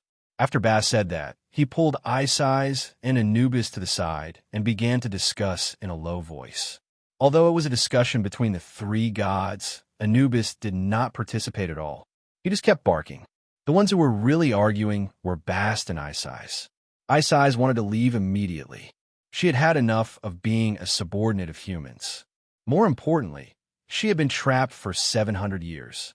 Therefore, Ice Eyes was determined to leave. Even if she could only be a soul rank Yuan Ko, it was better than continuing to be a dog of humans. Woof, woof, woof. Upon hearing Ice Eyes' words, Anubis replied. Ice Eyes' face was as disgusted as if she had eaten dog poop. Guess what Anubis said? Ice Eyes, I don't want to persuade you. If you are really willing to be a soul rank Yuan Ko and abandon your godhood forever, I can only bless you. Bast's attitude was also very firm. He was willing to believe in Gohan once and become his subordinate. When Gohan became an immortal sword-bearer, he would be free. As for whether Gohan could become an immortal sword-bearer, neither Bast nor Ice Eyes had any doubts. After all, their relationship with Gohan was far from as simple as Gohan knew. Are you going to separate from me? Ice Eyes almost jumped when she heard Bast say this. Didn't the three of us agree to never separate in this world? Then bear with it. Bear with it for another 10 years. Bear with it until Gohan becomes an immortal sword-bearer. Bast said through gritted teeth. Don't forget how old Gohan was when we first saw him. Maybe we can get our godhood back in less than 10 years. 700 years have passed. Can't you even get through 10 years? At the very least, we can live outside for 10 years. It's just that we have to be restrained by Gohan. It's not like we haven't been under Gohan's control before. It's not a big deal. Probably because Bast's words had an effect, Ice Eyes fell silent. She thought for a long time, as a former god, it was more painful for them to give up the godhood that symbolized the glory of the gods to be a small soul, rank Yuan Ko. Therefore, Ice Eyes finally agreed. As for Anubis, he was just a husky. She did not need to care about what he thought. It seems like you have an idea. Gohan smiled, then took out a pen and paper. He wrote a contract on the spot and handed it to Bast. Bast read the entire contract very carefully. Compared to I Ching's contract, which had more than 140 clauses and 50 pages, Gohan's contract was very simple. From the moment the contract was signed, Bast, Ice Eyes, and Anubis became Gohan's subordinates. They would listen to Gohan's orders, carry out the tasks assigned by Gohan, and protect Gohan's life. Without Gohan's permission, the three of them were not allowed to leave a 20-kilometer radius around Gohan. Without Gohan's permission, they were not allowed to show their true strength. Usually, they had to appear in the form of animals. Gohan was not allowed to insult the reputation and dignity of Bast, Ice Eyes, and Anubis. He was not allowed to order them to do anything that would damage their dignity. If a human sword-bearer or Yuan Ko attacked them, they had the right to fight back. However, they could only knock out the human sword-bearer. They were not allowed to kill them. Yuan Ko did not have this restriction. Gohan could not let them do tasks that would lead to certain death or tasks that were beyond their ability. As long as they obeyed orders, Gohan could not interfere with their daily lives. He had to provide them with accommodation, food, bathing, holidays, mating, and other rights that animals naturally enjoyed. The contract lasted until the day Gohan became a sword-bearer at the level of a fairy sword. When Gohan became a sword-bearer at the level of a fairy sword, the contract would automatically end. Gohan had to completely remove the seal on their godhoods and give them freedom. However, they could not join Yuanko's camp. Instead, they had to join the Freedom Metropolis. In the future, they were not allowed to actively attack humans or kill humans. Otherwise, Gohan would hunt them down. All in all, this was a contract that was very considerate of Bast and the other two. At the very least, they were given the greatest respect for their dignity. This made Bast and the other two heave a sigh of relief. Finally, they made a cut on their claws and used their own blood to paint their claws red. Finally, they imprinted it on the contract. This was probably the funniest contract in history. Other than Gohan's own name, there were only 3 red paw prints of different sizes. It was as if his own pet had accidentally pressed on it. Chapter 442. Where did you go? How come I can't see you? When Gohan reappeared in the hall, Liu Ling came up to him. Gohan, who was just beside her, disappeared in the blink of an eye. Liu Ling was so scared that she thought it was Longshu Jindy who had secretly captured Gohan. The heaven-shrouding Sword Emperor left behind his last words. He asked me to be in charge of the operation of the entire trial formation so that more sword-bearers could come here to train in the future. After all, you can fight with a real Yuan Shin here. Sword Maiden Online can't compare to this. Gohan said, the main purpose of the trial formation was to preserve the things that Jitian Jindy had given to Gohan. When Gohan took everything away, only the trial formation was left. Originally, Gohan could have completely sealed off the trial formation and turned it into his own secret base. However, that would be too selfish. After thinking for a while, Gohan decided to open the trial formation to the public. It would be used to improve the fighting ability of sword bearers. After all, the survival of the human race was the most important thing. Moreover, opening the trial formation would not affect Gohan's normal use of the other functions of the trial formation.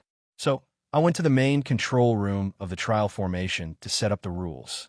In the future, not only sword bearers, but also ancient sword bearers can enter the trial formation. This way, the gate of the trial formation will remain open for a long time. Gohan said, that's great. With this trial formation, the strength of the younger generation of humans will increase a lot.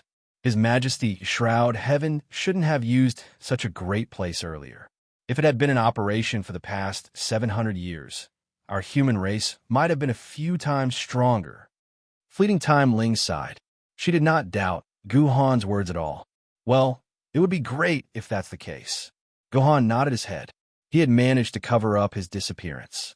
But when Gohan looked around, he was furious to find that Song Yifei, Yi Wenjun, and Ku Rakin, the 3 sword bearers of Yuzhong City, were surrounded by others. Both sides pulled out their swords and looked like they were about to fight. If they really fought, Song Yifei and Yi Wenjun would probably be in trouble, except for Ku Rakin. Stop!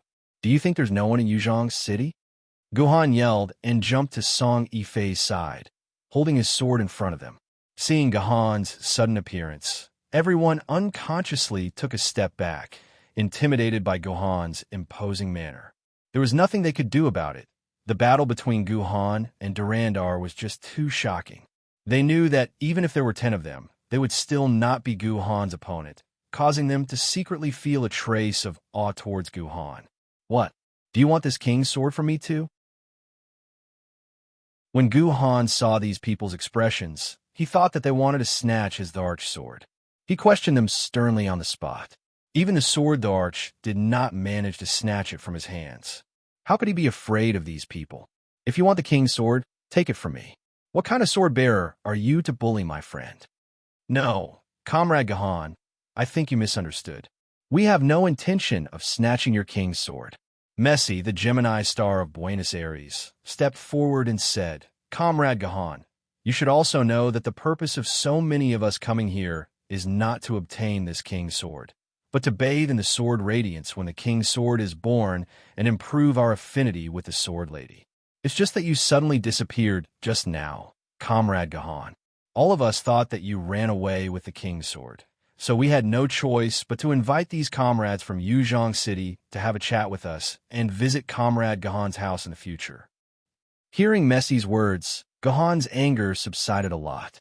Putting himself in their shoes, the people here had wasted a lot of time in the trial array for the sake of this sword gleam. When they saw Gahan suddenly disappear, they would naturally feel like they had lost both their lives and their wealth. It was normal for them to surround Yuzhong City and demand an explanation. On the contrary, it was Gahan who had done something wrong. "Is that so? Ling." Gahan turned his head to look at Liuyan Ling. Liuyan Ling smiled bitterly and nodded. Gahan knew that this was indeed the case. "I'm sorry, I just went to the main control room of the trial array." Gahan repeated what he had said to Liuyan Ling, and the sword bearers immediately felt relieved. It turned out that this person was in a hurry to work for the welfare of the other sword bearers. We were all wrong about him. As a result, the atmosphere on the scene eased up a lot.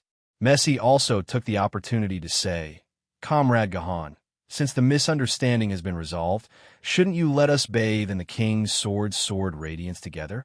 We don't want to stay here for another minute." That's naturally not a problem, but when everyone heard the word "but" that came out of Gahan's mouth, they thought that Gahan was going to play some tricks again. Their hearts were in their throats.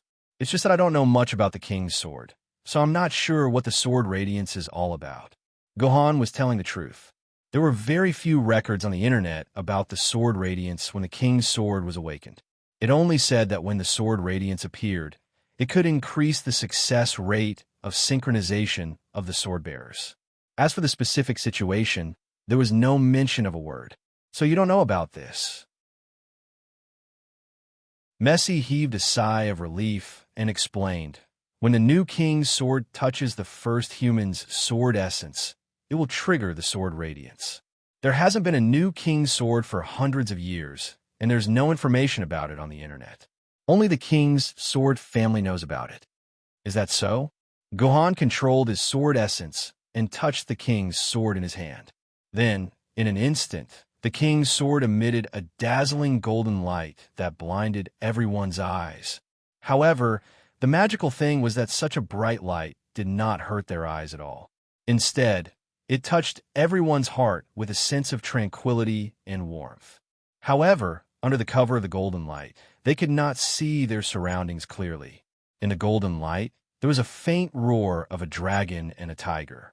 When the golden light dissipated, their vision was restored.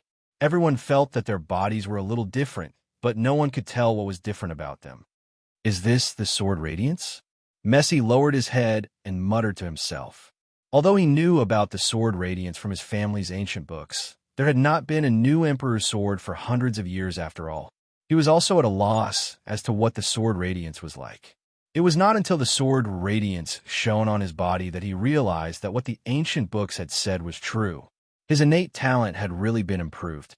"Good sister, let's go back to Buenos Aires immediately." Messi hugged his sister, Marin, excitedly. "I have a feeling that I can finally synchronize with Yuan. "Really, brother?" Marin was also very excited when she heard her brother say that. Both she and her brother had surpassed the limit of 10,000 quarks of sword essence. They could become sword bearers at the famed sword level. However, her brother could not synchronize with the sword maiden that they wanted. That was why he had been stuck at the treasured sword level. Now that Messi suddenly said that he could succeed, how could Marin not be excited? "That's right. I've always had a feeling that the connection between me and Yuan is just a little bit away. Now that this little bit has been filled by the sword radiance, I can definitely synchronize with Yuan this time." Messi was getting more excited as he spoke. He suddenly grabbed Gahan's arm. "Comrade Gahan, since you can control this trial formation, how do we leave this place now? You just have to shout that you will send me away." Gahan laughed. "Send me out," Messi shouted without hesitation, and then disappeared from the hall. You're so annoying. Wait for me, brother. Marin pouted and followed Messi out of the trial formation. Seeing that their leader had left, the sword-bearers of Buenos Aires could only smile wryly and follow them out of the place one by one. When they heard Messi's words, some of the sword-bearers who also had more than 10,000 corks of sword essence could not help but want to return to their sword tower-based city to synchronize with the sword maidens that they wanted. As a result, the sword-bearers from other cities also left the hall one after another. Soon, only the sword-bearers from Yuzhong City and Yinjing City were left here. Gahan, all of you come back to Yinjing City with us. Grandpa Hao Yin just said that your sword immortals also want you to go to Yinjing City for shelter. Liu Ling said to Gahan. She really wanted Gahan to go back to Yinjing City with her, but she knew very well that Gahan would not go with her. Sure enough, Gahan shook his head very firmly. Yuzhong City is the place where I was born and raised. Without Yuzhong City, there would be no Gahan today. Now that Yuzhong City is in trouble, how can I leave? At least you have a conscience. Ku Rock-in sneered. I don't want to see you being unreasonable. I'm leaving first. See you in Yuzhong City. With that, Ku Rock-in disappeared from the hall. He had already left the trial formation. This guy. Guhan shook his head and pushed Yi Wenjun and Song Yifei in front of Liu Ling. Please take them to Yinjing City. What do you mean, Gahan? Don't you think I was born and raised in Yuzhong City? Why do you have to make decisions for me? Song Yifei said with a grimace. He was obviously very dissatisfied with Guhan's actions. Mr. Gahan, Wenjun is the descendant of Zhetian Jindi. Yuzhong City is the root of our Yi family. Yi Wenjun, can't just run away like this. Yi Wenjun also said very sincerely. This was not a melodramatic drama. Gahan did not try to force them to be safe. Gahan patted their shoulders. Okay, let's go back together. Chapter 443. So we'll walk back to Yuzhong City. Outside Changyang Mountain, Song Yifei pouted as he looked at the boundless forest. When they left the trial array, they realized that the eagle cat sword spirit, who was supposed to bring them along, had already left. Naturally, the hover bus they took to get here was gone as well. They were trapped on Changyang Mountain just like that. The cheapest single-person hover bus cost 50,000 hero coins. Guhan and Song Yifei were new sword bearers, so how could they have 50,000 hero coins? As for Yi Wenjun, although he had been a sword bearer for many years, he had spent almost all of his hero coins to maintain the heaven-shrouding family's expenses and his own cultivation. How could he have the money to buy a hover bus? It was very likely that Gu Lurin had his own hover car, but unfortunately, he had left the trial array one step earlier than Guhan. At this moment, Gu Lurin was nowhere to be found. He had probably driven his own hover car and left. The sword bearers from other cities had their own means of transportation, but they all had to return to their respective cities, so there was no possibility of passing by Yuzhong City on the way. So, it seemed that the only way Guhan could go home was to walk back to the city. This was an impossible task, not to mention the fact that they might encounter all kinds of powerful Yuan Ko along the way.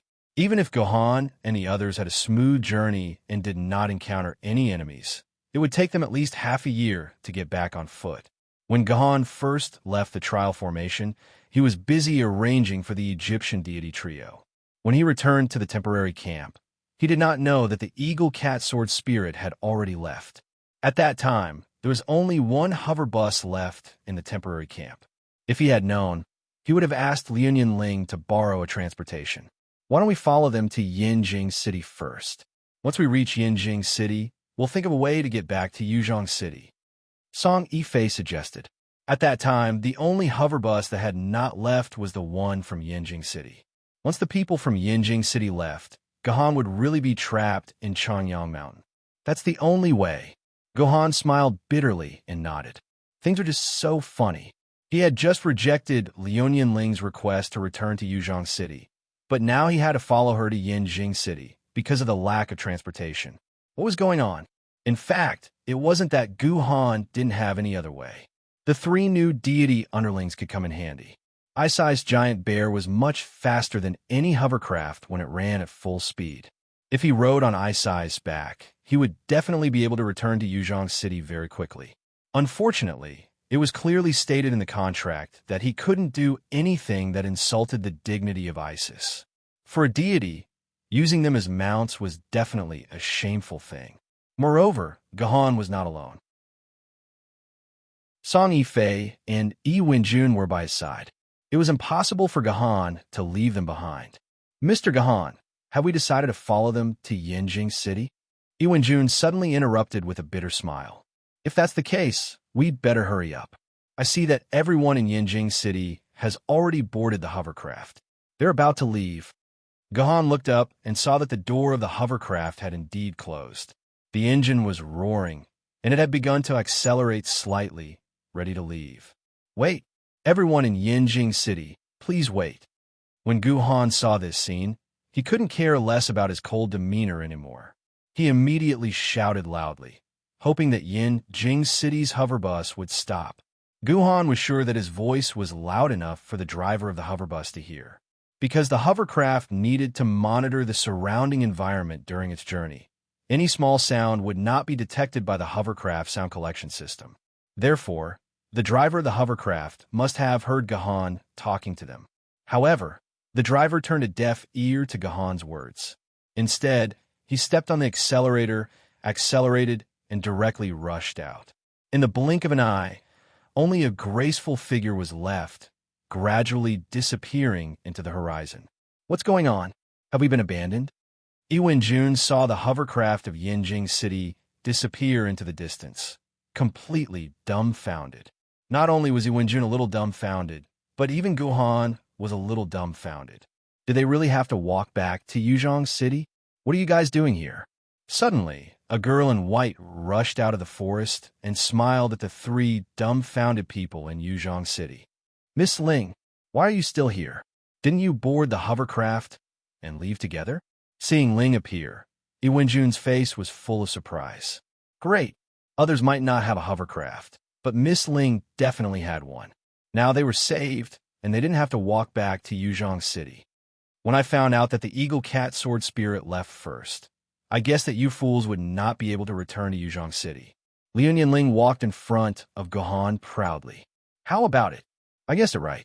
Yes. Gahan was a little embarrassed, although this time the blame was not on him.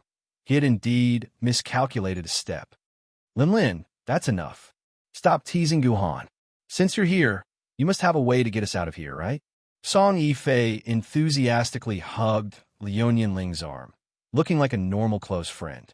In the past few days in the training array, Liu Ling and Song Yifei had indeed become close friends. She did not doubt Song Yifei's actions. Then, Liu Ling laughed and said, Hee, this is something I bought with 3 years of red packet money. After so long, it can finally be put to use. As she spoke, Liu Ling released a hovercraft from her dimensional pocket. This hovercraft's exterior was perfectly streamlined, and its body was deliberately designed to be slender. There was even a majestic dragon head carved on the front of the car. Overall, rather than calling it a hovercraft, it was more appropriate to call a dragon. This is this year's latest Yanhuang 3008. Seeing this hovercraft, Yi Wenjun's eyes instantly emitted tens of thousands of volts as she stared at this majestic and domineering hovercraft. What's a Yanhuang 3008? Compared to Yi Wenjun's infatuated expression, Song Yifei was very calm, or perhaps a little confused. She had little interest in hovercraft, and naturally did not know much about them. This is this year's latest hovercraft from Yanhuang Heavy Industry. It uses the top-of-the-line 3-phase pressurized suspension turbine engine and can reach a maximum speed of 1,800 kilometers per hour. It will only take an hour to fly directly from here to Yuzhong City. But that's not important. What's important is this unique design. Yanhuang Heavy Industry invited Grandmaster Gongsun to personally design its appearance. Just this appearance alone cost Yanhuang Heavy Industry millions of hero coins. There are only 30 of them sold in the 8 major cities, and once they're sold, they'll be gone. This is really too precious. I didn't expect to see the real thing. I'm so lucky. Following that, Jun went on and on about how valuable this Yan Huang 3008 was, how good it was, and how much it was worth collecting. As she spoke, Liu Ling's face lit up, and her impression of Jun increased significantly. Although Song Yifei was also full of smiles as she listened to Jun talk about the Yan Huang 3008, only she knew how bitter her heart was. Ignoring Song Yifei and Jun's feelings, Guhan did not listen to Jun's explanation. Instead, he circled the Yan Huang 3008 and asked a constructive question. Ling, why do I feel like this car can only seat 2 people? Guhan realized that although this Yan Huang 3008 looked quite long, its width was frighteningly narrow. It was only about 1 meter wide. This width was similar to that of a motorcycle, and a person could only maintain a sitting position inside. It was impossible to even lie down. Of course, the Yan Huang 3008 can only seat 2 people. Jun rushed to answer. In order to pursue extreme speed, we have to reduce the air resistance of this car as much as possible. It is precisely because of this unprecedented design that the Yan Huang 3008 can reduce the air resistance to a record-breaking level. This is really an extremely great design. I don't care how great this design is. I only have one question. If this car can only seat 2 people, then what about the other 2? There's 4 of us. Jun was speechless. This was indeed a question that she could not answer. Everything about the Yan Huang 3008 was good, except that the driving space was too small. It was clearly a car, but the people it could carry could not even compare to a motorcycle. If we squeeze in at the back, we can seat 2 people. Regarding Gohan's question, Liu Ling seemed to be prepared. She already had a card up her sleeve and spoke with assurance. The actual space at the back was about 0.8 meters. If 2 people squeezed together, they could indeed squeeze in, but it would definitely be very uncomfortable for the 2 people in the back. Then what about the other person? Gohan asked again. The driver's seat definitely cannot be squeezed. So where is the space for the other person? And here, Liu Ling walked to the back of the Yan Huang 3008 and opened the back cover, revealing a space that was 1 meter long and 1 meter wide. This space can even fit 1 person in? How about it? Any more questions? This car actually has a trunk. Seeing the appearance of this space, Gohan was shocked.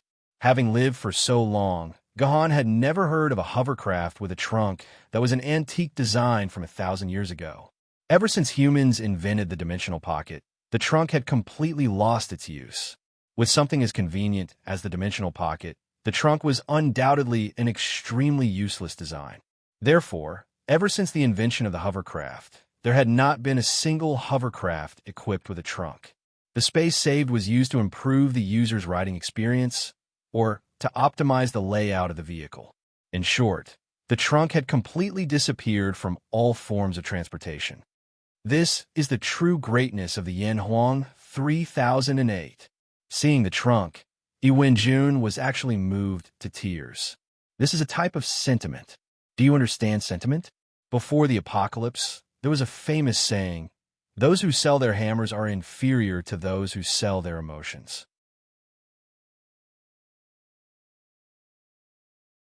Chapter 444. Regardless of whether this trunk was a matter of sentiment or not, Gohan had to face a very serious problem. Who was lying in the trunk? Normally, people will be polite to each other when faced with such a situation. They would pretend to be friendly and say that they would let each other do it. Jun, you sit in the trunk. However, Gohan was very decisive. He did not pretend to be polite at all and directly asked Jun to sit in the trunk. Gohan's reason was also very straightforward. Are you going to let him and the 2 girls sit in the trunk? You, Jun, were originally brought along by Gohan. If you don't sit in the trunk, who else should sit? In this regard, Jun's expression was very calm. If you were to sit in a seat, he would feel uncomfortable all over. Sitting in the trunk was the best choice. No, Jun can't sit in the trunk. Unexpectedly, Liu Ling stopped him. He wants to drive. Drive? Ling, aren't you supposed to drive this car? Song Yifei asked curiously. Aren't you the owner of this car? Who said that the car belongs to someone who has to drive? I just like to collect hovercrafts. I personally don't like driving. I don't even have a driver's license. Lin Ling said this matter-of-factly. I heard from Yi Wenjun in the trial that he has a driver's license. Let him drive. I'll sit in the back. Then why don't you let Gahan drive? Song Yifei was not happy. If Yi Wenjun drove, didn't that mean that Gahan would have to sit in the trunk? Or let her sit in the trunk and watch Gahan and Liunian Ling squeeze together? I don't care. If Gahan also has a driver's license, I don't mind letting him drive. Liunian Ling looked at Gahan provocatively, as if asking Gahan if he had a driver's license. Forget it. Let Yi Wenjun drive. I'll sit in the trunk. Gahan waved his hand. He had spent all his time before the age of 18 researching games and practicing swordsmanship, but he had only read a little about hovercraft. He had never actually used one, let alone something like a driver's license. Do you really want me to drive this car? Yi Wenjun rubbed her hands excitedly. To be able to open the legendary Yanhuang 3008 with her own hands, Yi Wenjun felt that it would be worth it even if she died. As a result, the position of the hovercraft was decided. Yi Wenjun was responsible for driving. Liunian Ling and Song Yifei squeezed into the back seat, and Gahan sat alone in the trunk. In the end, Gahan was the biggest loser. Needless to say, Yi Wenjun's driving level was still quite good. The road conditions along the way were not good. There were boulders that suddenly blocked the road, but Yi Wenjun drove steadily without any tremors. Chanyang Mountain was about 1,800 kilometers away from Yuzhong City in a straight line. If they drove along the wreckage of the highway, it would be about 2,500 kilometers.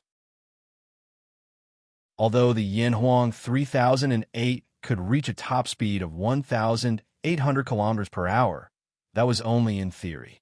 It had to be driven on absolutely flat roads. On roads that were full of uneven terrain and trees, the car could at most reach 100 kilometers per hour. There was a particularly bad stretch of road in the middle that could only go up to 40 kilometers per hour. In terms of average speed, the Yanhuang 3008 was only about 20 kilometers per hour faster. If they were to go back the way they came, they might be able to reach Yuzhong City a day or two earlier. But according to the news that Liunian Ling received from Yanjing City, the entire area around Yuzhong City had been completely sealed off. Only one road near Fujian province was barely passable, so Gahan and the others had to take a big detour. It would take them at least 3 days to reach Yuzhong City. Fine, 3 days it was. Gahan obediently sat in the trunk for a while. The trunk was less than 80 centimeters high. Inside, Gahan could not even maintain a meditative posture. He could only sit sideways. It was a very painful position, so in the end, Gahan gave up on his image and lay down in the trunk. Gahan realized that the trunk was a good place to be. Did the people sitting in the seats have the ability to lie down like him? This was a new car, and the trunk had never been used before.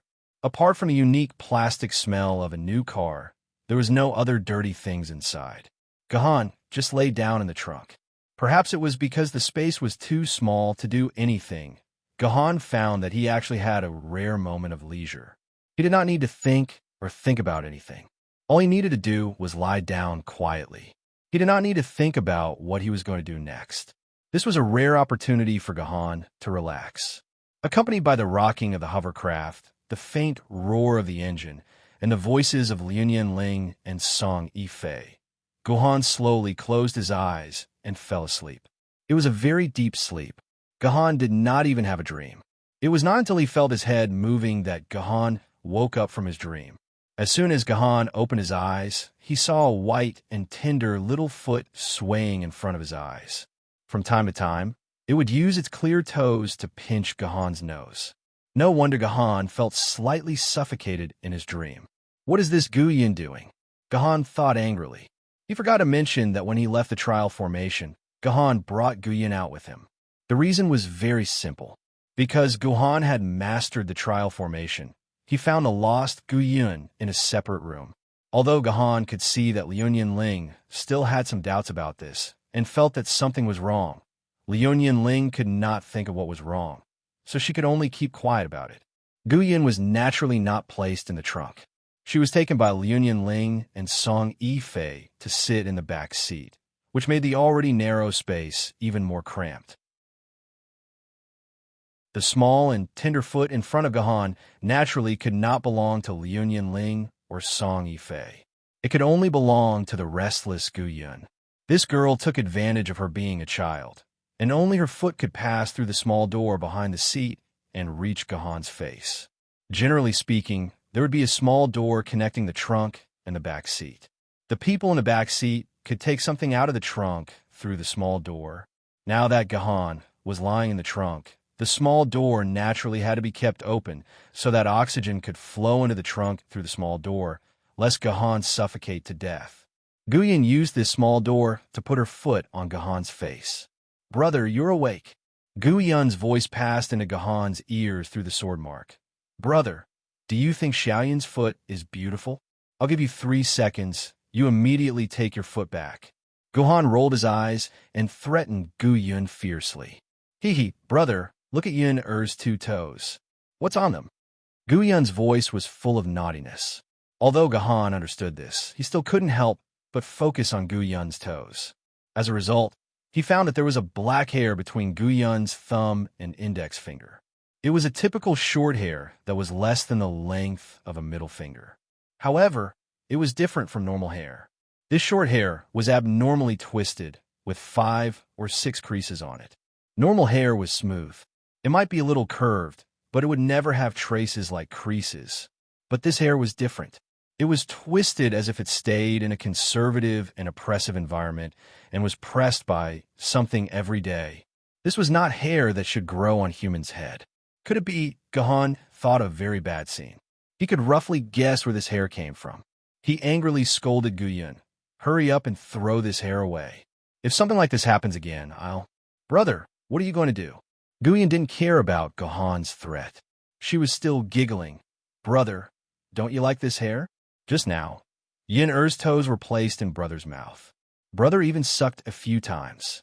It was like sucking milk. Gahan didn't know what to say. Should he stop the car and find a place to rinse his mouth? Brother, don't be angry. Yin, it will show you something good." After saying that, Gahan felt the scenery in front of him change. The dark place in the trunk turned into a very bright space. "This is the seat." Gahan recognized Yi Wen-jun, who was driving in front of him. The scenery in front of him should be the back seat of the hovercraft. In other words, this was Gu Yun's perspective. Gahan was looking at the world through Gu Yun's eyes. This was a special connection between the wielder and the sword lady. The wielder could share the sword lady's vision through the sword mark. Similarly, the sword lady could also share the wielder's vision through the sword mark. Because of this ability, the wielder could command his sword lady to fight even if he was hiding in an extremely hidden place. However, this ability could only be triggered when the sword mark was at least at the 6th grade. Gahan and Doyu's sword mark was only at the 8th grade. He didn't expect this ability to be triggered. Could it be because of the yin-yang swordsmanship that both Doyu and Tian sword marks were strengthened? Alright, Gahan didn't have much time to think about the reason behind this, because soon Gahan would see something very interesting through Gahan's eyes. "Sister Ling, how big is your OP?" Gu Yun asked innocently. Hearing Gu Yun's question, Liu Ling fell silent for a while. I've never measured it. Sister has always been practicing martial arts. How could a martial artist have the time to care about these things? But why does Xiao Yun feel that Sister Ling's OP is a little smaller than Sister Yifei's?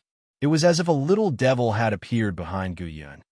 "Sister Lin, let little Yin have a look at your OP."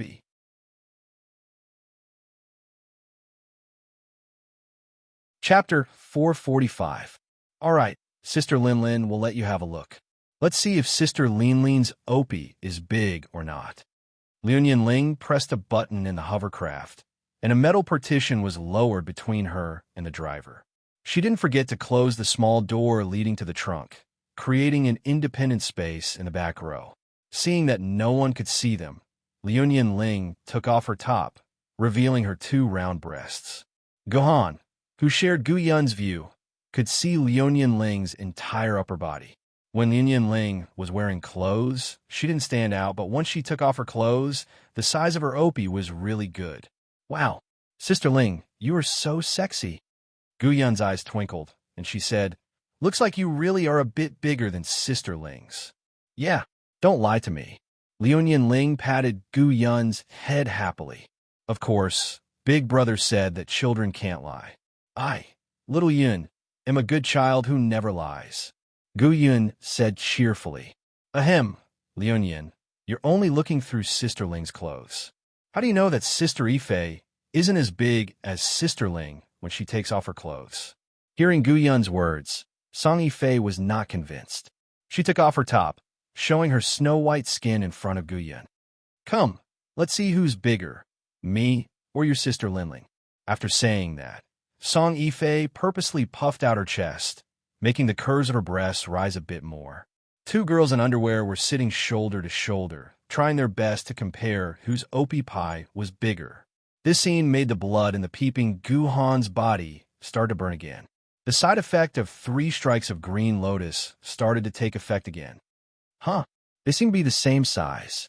Guyan can't tell. Guyan looked dizzy, but she wasn't faking it. If the two of them really put their opie pies on the table to compare, without measuring with a ruler, they really couldn't tell whose was bigger. Ife's should be 1 size bigger than Ling's. No, it should be 1.5 sizes bigger.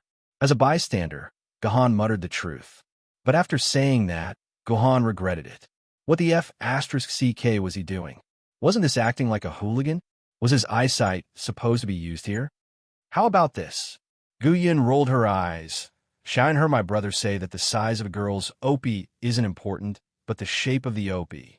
Only the kind that was as tall and straight as a bowl was good-looking. If it was as soft as a sack, no matter how big it was, there was nothing to look at. Why don't you take off your bra and let Xiao Yun see whose shape is better? Xiao Yun, how could your brother be like this? How could he say such shameless words to a girl? Hearing Gu Yun's words, Liu Ling's face turned red. She didn't expect this Gohan to be such a person in the dark, even though he looked so serious. This made Gohan feel wronged. Gohan swore to God that he had never said such words to Gu Yun. He didn't even think about these problems. These were all made up by Gu Yun. Unfortunately, Gohan couldn't take the initiative to explain these things. Otherwise, wouldn't it mean that he had been secretly watching this erotic scene in the backseat? Gohan could guarantee that if Gohan ran out and took the initiative to explain, Liu Ling would throw Gohan out of the car the next moment. Of course, maybe she would come back to pick Gohan up after a while. I think it's not bad. We can compete, Ling. Song Ife smiled charmingly and then reached for the zipper on the back. It took Gohan about 3 hours to calm down his body's desire through self-regulation. The after effects of the 3 green lotus swords were getting more and more difficult to calm down. He didn't have such a strong desire when he took a bath with Maiden for the first time. It only took Gohan a few minutes to calm himself down. But now, Gohan just looked at 2 plump and tall opies, and he couldn't control himself anymore. No, if this goes on, everything will be out of control. Maybe I should change my way to treat the 3 green lotus swords. Gohan thought silently. I remember that in ancient times, there was a hydrologist named you who once said that everything in the world is better to let it go. If I continue to gamble like this, sooner or later, I won't be able to control myself. So, I might as well try to let it go. It was not hard to imagine that Gohan's life would change greatly in the future. But right now, he didn't need to care about these things. When Gohan finally calmed his restless body, the sun slowly set over the land. It was getting late, and they couldn't continue driving anymore. The night was a nightmare for hovercrafts. Gohan and the others had to find a place to camp and wait for dawn. Gohan looked at the map on his personal terminal and found that his team was now in Shanxi province. Coincidentally, it was near Xianyang. If they walked a few dozen kilometers east, they would be able to see Xianyang Airport. Thinking of the name Xianyang Airport, Gohan couldn't help but sigh. Although he had never been there in real life, the unforgettable experience in the game constantly reminded Gohan that it was a place that should not be forgotten. Forget it. Now is not the time to think about these things. It's more important to get back to Yuzhong City. Gahan threw these messy thoughts to the back of his mind. The most important thing now was to find a suitable place to camp. As mentioned before, for a sword-bearer, the best place to camp was a place that had been chosen by the previous sword-bearers. It could save a lot of trouble. However, Gahan couldn't find any traces of a campsite after looking around the forest. He could only choose an empty stone ground that had been blown by the wind as his campsite. There was a cliff behind him and a large swamp on his left. Generally, Yuan Ko wouldn't be able to attack from these two directions. As long as he kept an eye on the other two directions, this would be a relatively safe place. I wonder if Batet and the others have caught up to us. When Gahan left Chungyang Mountain, he let the three of them follow the hovercraft. However, less than half an hour after they left, Gahan lost contact with the three Yuan Ko. By controlling their divinity, Gahan could maintain contact with the three of them within a range of about 20 kilometers. This was also why Gahan had stipulated that they were not allowed to leave that range. However, in order to restrict them, he did not completely remove the seal on them. He only raised their strength to the level of a dragon-level Yuan Ko. It was unrealistic for them to keep up with the hovercraft for a few hours at such a speed. Perhaps they could keep up with the hovercraft for a short period of time, but as time passed, their endurance would decline, and they would not be able to keep up with Gahan's hovercraft. However, Gahan had told the three unlucky guys his route in advance. As long as they were within 20 kilometers of him, he would be able to contact them immediately. Of course, considering some unexpected circumstances, Gahan also made an agreement with them that if they really couldn't find Gahan, they would go directly to the ruins of Autumn Water Square near Yuzhong City and wait for Gahan to find them. Fortunately, after Gahan had set up a temporary camp here, Gahan's senses had received the information of Batet and the other two's divinities. These three guys had finally arrived. Under Gahan's command, the three Yuan Ko sneaked to the vicinity of Gahan's camp. Gahan used the excuse of scouting the environment to leave the camp to find these three unlucky guys. He personally removed part of the seal on their divinities, allowing their strength to reach the meteor rank, which was the level that Isis had previously abused Gahan. Then, Gahan ordered them to be responsible for guarding the camp surroundings. If they encountered Yuan Ko, they had to immediately report to Gahan.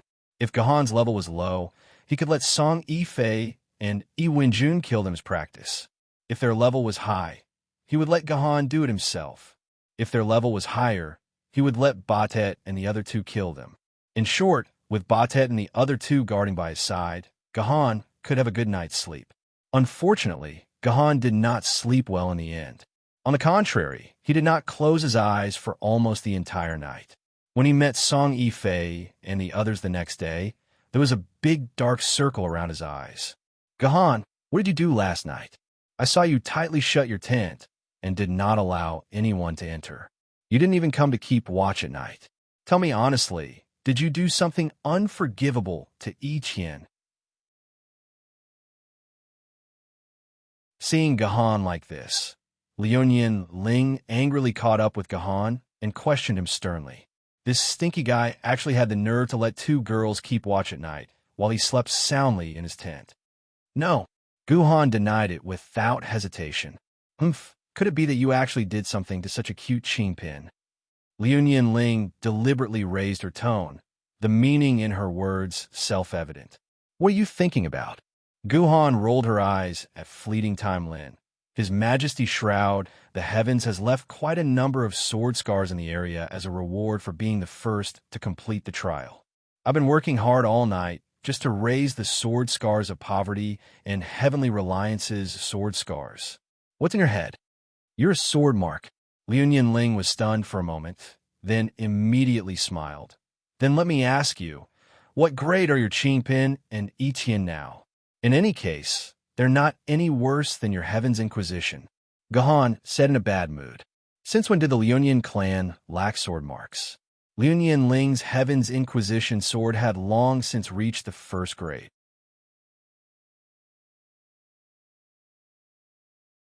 Chapter 446. Just as Gahan had said, he had been busy in a tent for an entire night, and had made Qingpin, Etion, and Douyu all become first-grade swords.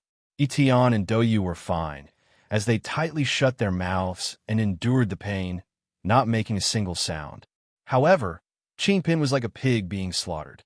Every time he inserted the sword mark back into Qingpin's body, he would let out a series of ghostly wails and wolf howls. Otherwise, Gahan wouldn't have wasted an entire night. Etion and Douyu, the two sword ladies, had used less time to carve sword marks than Qingpin had. I don't know if everyone still remembers the process of carving sword marks. First, you need to pour the sword mark into your mouth, then use the sword essence in your body to wrap around the mark and slowly send it into your purple palace. Afterwards, you evenly spread the sword essence over the mark in your body, causing it to become real. Depending on the grade of the sword lady, the number of sword marks required was also different. An ancient sword lady only needed 1 sword mark. A treasure sword lady needed 5. A famed sword lady needed 10. A spirit sword lady needed 15, and so on. Logically speaking, Qingpin was an ancient sword lady, so she only needed 1 sword mark to make her own sword mark become real. But in Yuzhang Academy, when Qingjian made his first deep sword mark, Guhan had used a total of 10 sets of sword mark imprints that were not used in the deep sword mark dust, to turn Qingjian's sword mark from illusion to reality.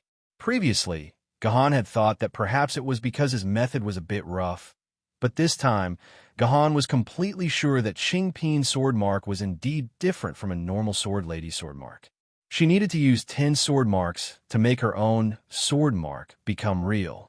This was equivalent to the consumption of a famed sword lady. After the sword mark of Qingpin's sword became real, the next thing to do was to forcibly take the sword mark out of Gahan's Zifu. This would bring great pain to Gahan, just like a cesarean section without anesthesia. Generally speaking, the sword wielder would only do this once in a while. This was because the sword mark was very precious, and it would take a lot of time to accumulate the sword mark required for each deep sword mark. Secondly, the pain from the deep sword mark was too intense. It was fine to endure it once, but if the sword holder had to endure it a second time, he would probably have a mental breakdown. But on this night, before making Qingpin's deep sword mark, Gahan had already experienced this pain for a total of 14 times. This was a painful torture for both Gahan and Guhan's sword ladies. Around the 3rd to 8th time, even someone as strong as Gahan's nerves were almost broken by this kind of pain. But there was no other way. No one knew what kind of tragic battle they would have to face when they returned to Yuzhang City, so Gahan had to increase his strength to the limit. Gahan estimated that once all 3 of his sword ladies reached the 1st grade, Gahan's strength would increase by at least 10 times. This was not an exaggeration, because once the sword ladies reached the 1st grade, Gahan's physical fitness would also increase by 5 times. In addition to the effects of the yin-yang sword secret art, just his physical fitness alone would increase by 10 times. Not to mention, after reaching the 1st grade, he would also be able to unlock all the sword lady skills. With such a terrifying increase, Flood Dragon and Dragon Yuan Ko, who were a realm higher than Gahan, Gahan was confident that he could kill them. As for Nether and Meteor Yuan Ko, who were a realm higher, Gahan still wouldn't be able to beat them, but his chances of escaping would increase by a lot. In short, Gahan made up his mind. Tonight, he had to make all his sword ladies reach the 1st grade. Although the pain reached the limit between the 3rd and 8th time, and Gahan almost collapsed. But after the 8th time, the pain didn't seem so painful anymore. Gahan's body had already become numb to this kind of pain, and the pain seemed to have become natural. When Gahan made a deep impression on Qingpin, he could already ignore the pain of the C-section to a certain extent. He expressionlessly pulled out the solid sword mark from his body, and then tore open Qingpin's clothes. He let Qingpin take over control of the sword mark, and then he inserted the sword mark into his body. Someone had once compared the pain that the sword ladies endured during the deep sword mark was less than half that of the wielder.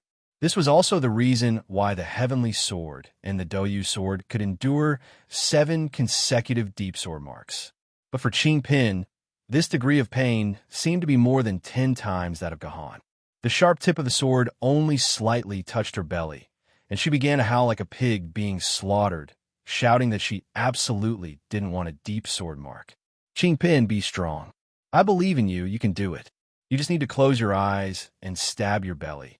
As long as you persevere, Gahan, will agree to any condition you have. If he could bear this pain for Qingpin, Gahan would definitely do it for her, without any hesitation. However, there was no alternative, and Qingpin had to bear it herself. Gahan could only keep encouraging her, motivating her, and using all sorts of things to stimulate her. After much persuasion, Qingpin finally completed the first deep sword mark of the night. She was drenched in sweat, and regardless of her naked body, she jumped onto Gahan's body and used her fist to pound Gahan's head with all her might. It hurts so much, Qingpin. It hurts so much, Qingpin. She cried and complained. Regarding Qingpin's complaints, Gahan could only silently bear it. When Qingpin was tired, she once again swallowed a higher-level sword mark, and then forcibly pulled out the purple mansion. She told the confused Qingpin that she still had to complete this kind of deep sword mark of the night. Gahan didn't want to recall what happened at the end of that night, and also didn't want to recall how much effort she had spent to let Qingpin complete these 7 deep sword marks. This was simply an experience that she couldn't bear to recall. She was so tired that her whole body was sweating profusely, and she lost a few kilograms. The other one's eyes were swollen from crying. As soon as the deep sword mark was finished, she drilled into the infant pouch on Gahan's chest.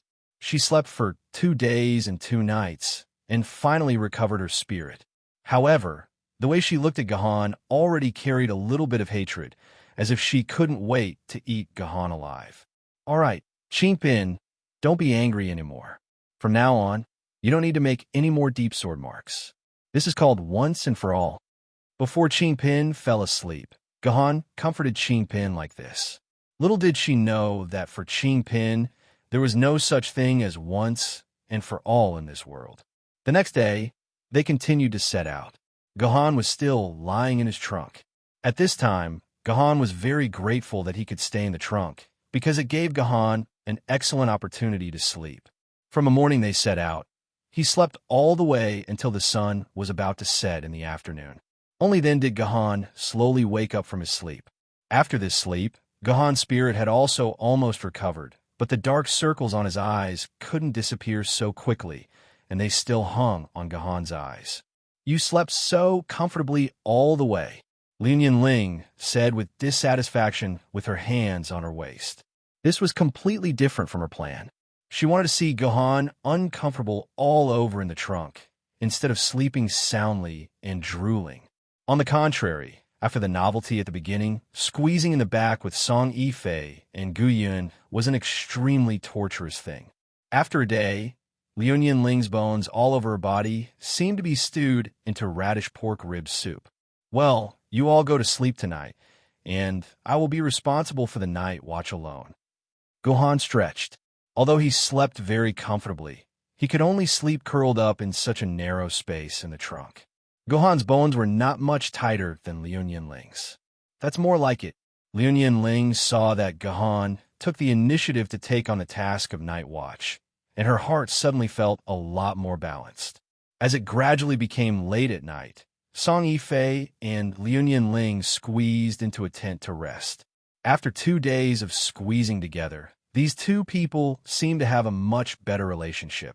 Even when they slept, they would lie on the same bed. Poor Gahan could only stay outside, quietly staring into the distance. In fact, Gahan could also rest, because the 3 Egyptian gods had once again successfully chased after them and guarded the camp surroundings. If anything went wrong, they should be the first to notice it. This place was about near Huainan. The normal route from Shaanxi to Hubei and then to Jiangxi had been blocked. Gahan could only take a big circle from Shaanxi to Hunan, to Anhui, to Zhejiang, to Fujian, and finally to Yuzhong and Jiangxi. You can go look for a map of China to see how F***ed up this route is. The campsite that Guhan had chosen was beside a small river. As the shore was filled with rocks, listening to the sound of the flowing water and breathing in the air that had a hint of sweetness and the fragrance of grass, the night did not seem so unbearable. Just when Gahan planned to spend this rare, peaceful night, suddenly, the green onion stone in his hand began to flash. This was a sign that the three Egyptian gods had contacted Gahan through the divinity. Could it be that the dangerous Yuan Ko had appeared around here? Gahan quickly got in touch with Bast. "Sir, can you come over for a moment?" On the other side, Bast's voice was a little hesitant. "What happened?" "It's like this, sir. We saved a person. No, it's a Yuan Ko. But her identity is a little special, so you need to personally decide how we should deal with her." Bast actually saved a Yuan Ko. This was something that Gahan had never expected.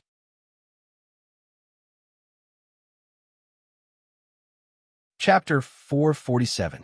Gahan ordered Ice Eyes to guard the campsite in his place, and he quickly walked to Bastet's position. In the middle of the grass, a white cat stood in a strange posture. Beside the cat, a husky was yawning in boredom, sticking out its tongue. Beside them, a human could be seen lying face down on the grass, motionless, as if dead. "What's going on? What did I ask you to save Yuan Ko?" Gahan walked to the side of Yuan Ko, who had fainted on the ground. This Yuan Ko was wearing a white short-sleeved shirt, a light yellow cotton vest, a gray miniskirt, a pair of bubble socks, and a pair of women's leather shoes. Just looking at this outfit, Gahan felt that it was a little familiar, as if he had seen it somewhere before. "Actually, it's not really saving her, Meow." Badet stuck out its tongue. "She was chased by Yuan Ko and fled here. I just followed your orders to drive away that Yuan Ko, Meow. I didn't save her, Meow. She was chased by Yuan Ko." Gahan was stunned when he heard this. He didn't expect to encounter an internal conflict between Yuan Ko. Seeing that the rescued Yuan Ko looked like a human girl, he didn't know what her level was. If it was a flood dragon or above, then there was still a possibility of communication. If it wasn't a flood dragon, then he would just kill it. Even if such a Yuan Shun was in human form, it would only be a Yuan Shun that only knew how to kill. Forget it. Just kill her directly. Gahan thought about it, and found that he had become a lot more soft-hearted recently. In front of him was a Yuan Ko. Why would he consider the possibility of communication? Just kill her directly. Only a dead Yuan Ko was a good Yuan Ko. There was no need to think so much. Badet, kill her. I still need to go back and keep watch. Gahan stared at Bast and said. This was an opportunity to see if Bast was truly following him, if he would listen to his orders, and if he was willing to make a move against Yuan Ko. If Batet did not act, then Gahan's trust in the three Egyptian gods would be greatly reduced. This meant that Bast still believed that he was Yuan Ko from the bottom of his heart. If the three of them were to be released in the future, they would sooner or later still harm the human race. Kill her. Sure enough, Bast hesitated. However, his hesitation was not because of the hesitation towards Yuan Ko that Gahan had imagined, but because of another reason that Gahan had not thought of. Sir, she and I used to know each other. We're just friends. Bast said awkwardly. Former friends? Then isn't this Yuan Ko the old Yuan Ko that existed 700 years ago? Gahan was shocked. There were not many old Yuan Ko that had more than 700 years of history. Most of them had died under the swords of the sword-bearers, and less than 10% of them had survived. Actually, it's a little earlier than that, Meow. Bast smiled bitterly. We met her once when we first came to this world. At that time, it seemed to be less than 3 months since the apocalypse that you speak of, Meow. This is actually a Yuan Ko that has survived since the apocalypse. Gahan was even more shocked. If Yuan Ko that had lived for 700 years was said to be less than 10%, then Yuan Ko that had survived since the apocalypse was said to be less than 10%. Such a living fossil like Yuan Ko was rarely seen by humans. In that case, I can't kill this Yuan Ko rashly. Who knows, I might be able to get some information about the Jinni era from her mouth. Gahan thought to himself. His killing intent towards this Yuan Ko was temporarily extinguished. With a thought, Zhang Xian placed his hand on Yuan Zhen's waist intending to flip her over to see what she looked like. He wanted to see if he could find some information about Yuan Jun from his personal terminal. However, before Gahan's hand could touch this Yuan Ko's body, he only touched her clothes lightly. A numbing feeling that went straight to his heart instantly sent Gahan flying a few meters away. What a strong electric current! Gahan crawled up from the ground and found that his palm was already charred black. There was even a smell of meat wafting from it. If not for Gahan's physical fitness being strengthened by 10 times, that electric shock would have taken Gahan's life. Even the electric current protecting my body almost shattered my heart when I was unconscious. It seems that this Yuan Ko is at least a nether or meteor Yuan Ko. Gahan's heart function was obviously damaged, and his ability to supply blood was very obvious. Gahan felt dizzy all over. Gahan adjusted his chi and blood, then shot out 2 sword auras and used them to flip Yuan Ko's body over, revealing her face. However, it was currently dark, and under the moonlight, he could not see her appearance clearly. Gahan took out a flashlight and shone it on her face. Only then could he see her appearance clearly. It's her. Gahan finally knew why the other party's clothes looked so familiar. It was because Gahan had met this Yuan Ko once in the game. I don't know if everyone still remembers the Yuan Gojian sword dungeon. In order to quickly escape from the ruins, Gahan threw a coin. Then, with the help of a young girl, Yuan Ko, he was directly thrown to the entrance of the honest man's grocery, where Kenzu lived in the fleeting year calendar. In 10 seconds, he completed the main storyline quest that other players could not complete in 20 minutes.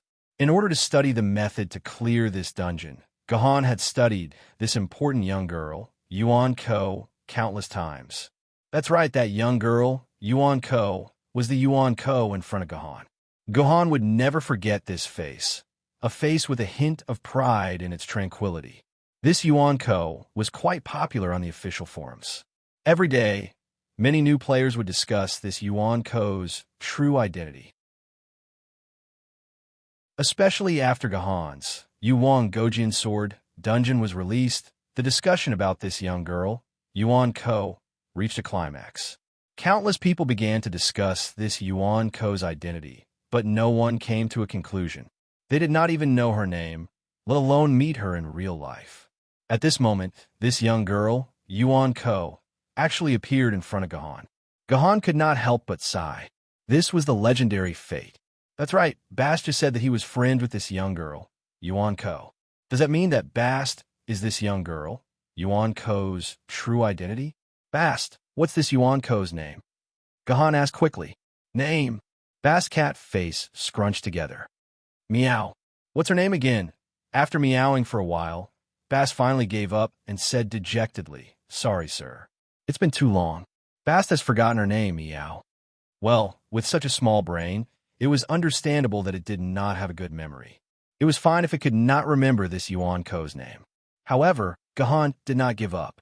He decided to search for the items on this Yuan Ko to see if he could find any relevant clues.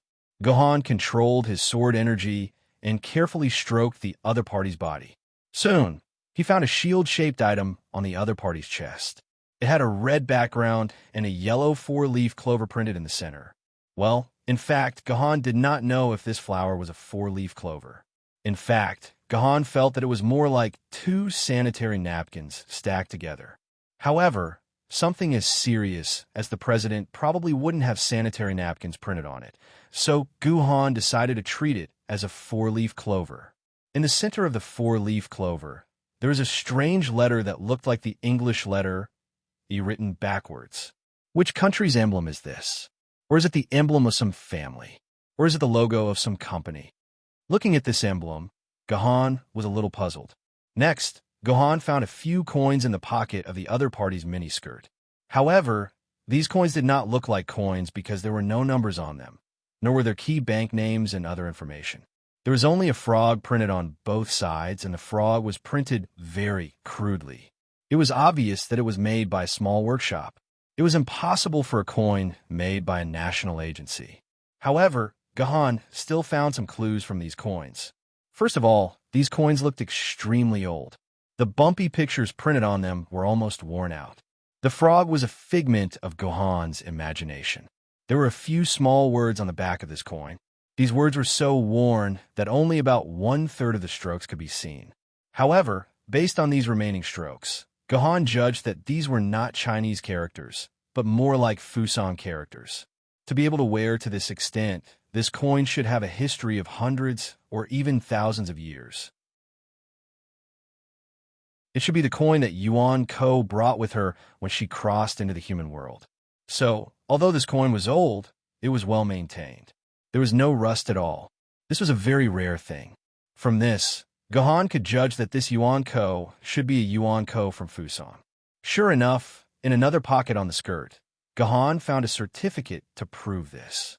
This certificate should be Yuan Ko's own certificate because her photo was posted at the top of the certificate.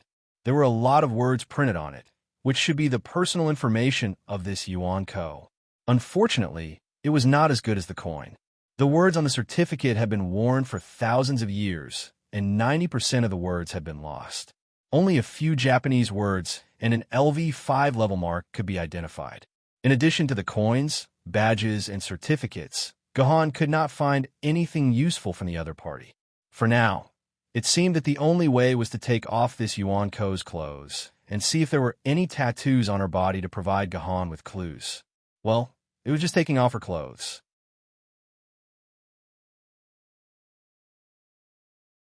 Chapter 448. Under the moonlight, the invisible sword Qi slashed down slightly, and the Yuan Yan's clothes were reduced to over 100 pieces of cloth that were almost identical in size. They scattered in all directions, and the Yuan Yan's body gave off a hazy sense of beauty under the moonlight. Logically speaking, this body wasn't that beautiful. Her breasts weren't high, her buttocks weren't perky, and her legs weren't long. In terms of figure, she was only above average. However, her face was very pretty. In general, she could be considered a very good beauty. Although Gohan had rudely shredded her clothes, Gohan didn't focus his attention on her alluring naked body. Instead, he focused his attention on her shoulder. There is a symbol similar to the shape of a U printed on it. In the middle of the U was the Chinese word freedom. She's from the Freedom Metropolis. When he saw this symbol, Gohan was shocked. This symbol was unique to the Yuan Ko of the Freedom Metropolis. Only people from the Freedom Metropolis would have such a symbol engraved on their shoulders to prove their identity. Gohan immediately shone his personal terminal on the symbol on the other party's shoulder. Under the illumination of the terminal, the symbol vaguely displayed a QR code. Confirming verification code. Please wait. After comparison, this freedom emblem is the real freedom emblem. The person who engraved this emblem is confirmed to be freedom number 0000012. Please note that you're not allowed to take the initiative to attack before the other party attacks you. If the other party takes the initiative to attack, please be sure to record video evidence so that the base city can negotiate with the Freedom Metropolis. The report from the personal terminal reassured Gohan, telling him that the other party was indeed a true Freedom Metropolis and not a fake Yuan Ko. Because the Freedom Metropolis was independent from Yuan Ko, they were almost exactly the same as Yuan Ko. It was impossible to distinguish the identity of the Freedom Metropolis and Yuan Ko through simple means. In the early days of the Freedom Metropolis, in order to destroy the contract between the Freedom Metropolis and humans, many Yuan Ko impersonated the Freedom Metropolis to kill human sword-bearers in an attempt to create ill feelings between the Freedom Metropolis and humans. At first, the plan worked well. Humans and the Freedom Metropolis were like fire and water, and the contract was about to become a pile of waste paper. However, Jindi, who led the humans at that time, was very wise. After personally going to the Freedom Metropolis to discuss with the leader of the Freedom Metropolis, he found a way to quickly identify the Freedom Metropolis. Through a series of extremely complicated secret keys, a series of freedom emblem was made. Every freedman had to have a freedman's mark engraved on a certain part of their body. When they encountered humans, they could use the freedman's mark to confirm that they belonged to the Freedom Metropolis and prevent Yuan Yin from impersonating them. The authentication method of the freedom emblem was only in the hands of humans and the Freedom Metropolis. Yuan Ko could not imitate it at all, so it became the most effective way to confirm the other party's identity as a Freedom Metropolis. At that moment, Guhan's personal terminal had confirmed the authenticity of the Freedom emblem and the fact that the other party was indeed a Freedom Metropolis. Guhan did not expect that the girl who had helped him so much in the dungeon was actually a Freedom Metropolis. But after thinking about it, this was the most correct explanation. It was precisely because the other party was a Freedom Metropolis that she had never had any conflict with humans and had always lived in the Freedom Metropolis.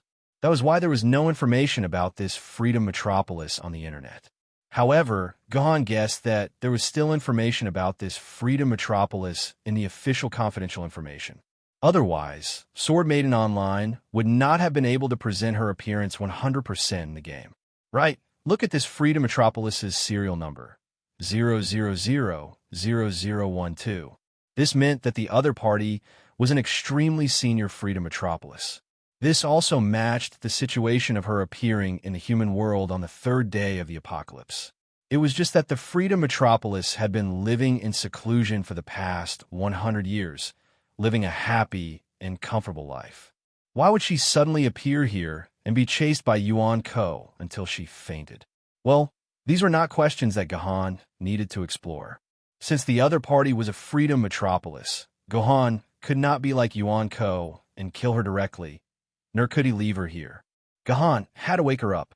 Otherwise, he would be destroying the friendship between humans and Freedom Metropolis.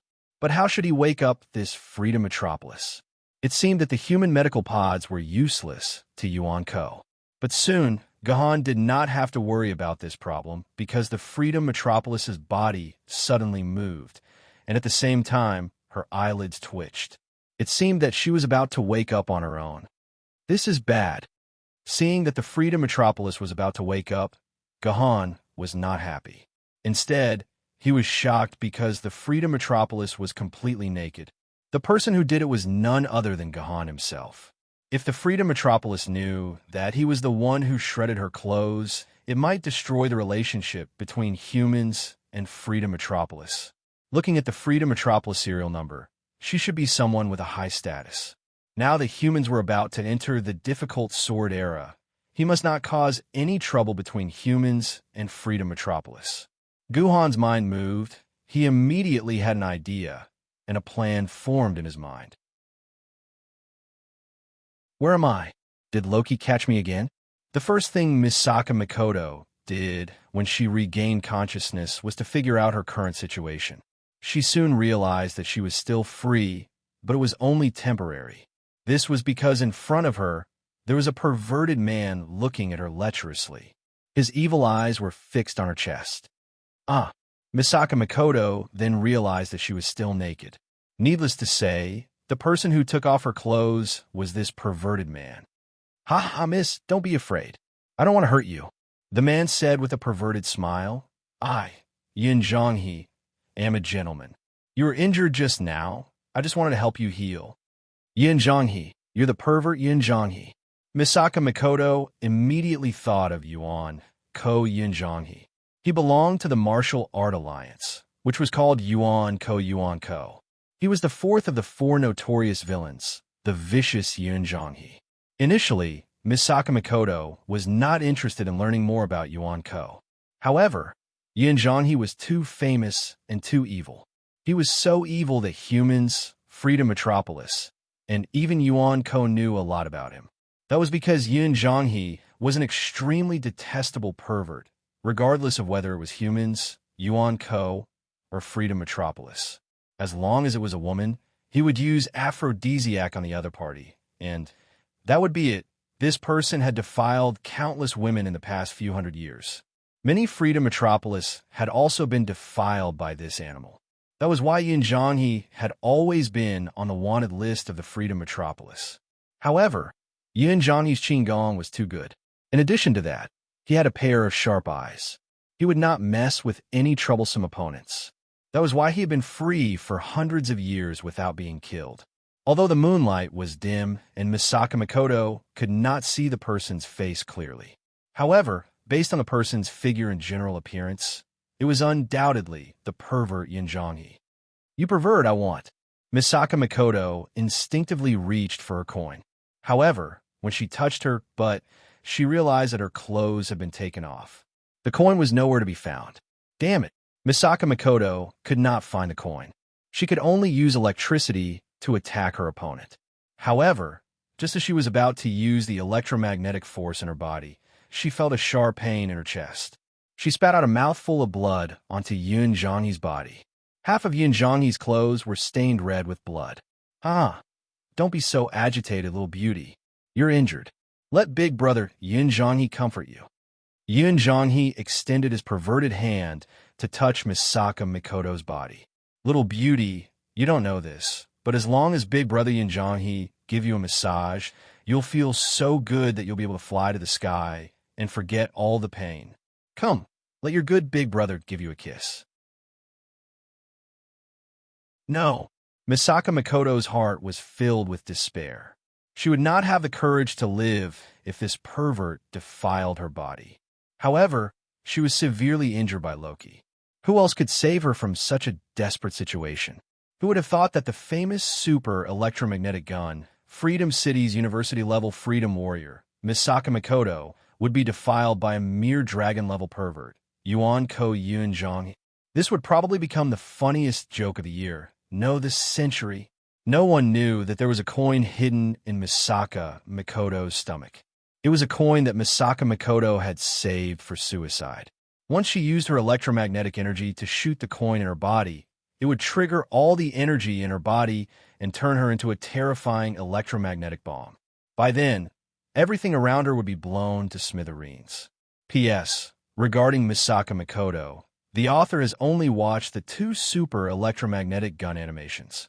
He did not read the original novel. If Misaka Makoto's ability or other aspects are inconsistent with the original novel, don't blame the author. Just as Misaka Makoto was about to perish together with Yin Zhonghe, Misaka Makoto suddenly felt a metal object moving rapidly behind Yin Zhonghe. Due to electromagnetism, Misaka Makoto was extremely sensitive to all metals and magnetism. She knew that it was a sharp sword that was heading toward Yin Zhonghe. Then, she saw Yanaka Crane running away from her in a panic, followed by the sounds of battle. She did not know who was the one who lost and ran away. At that time, Misaka Makoto was overwhelmed by exhaustion. She closed her eyes again and vaguely saw a woman holding a wine gourd walking to her side with a strange smile on her face. This woman shouldn't be a pervert like Kuriko. That was Misaka Makoto's last thought before she passed out.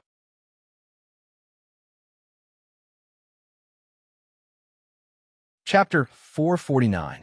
You're the one who saved me. Misaka Makoto opened her eyes and saw a beautiful lady in red taking care of her.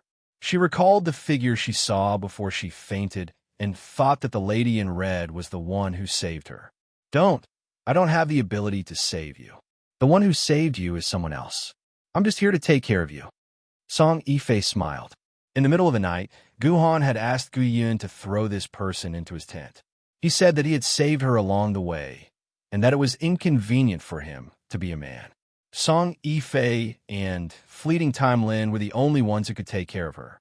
Hence, Fleeting Ling and Song Ife did not even close their eyes for the rest of the night.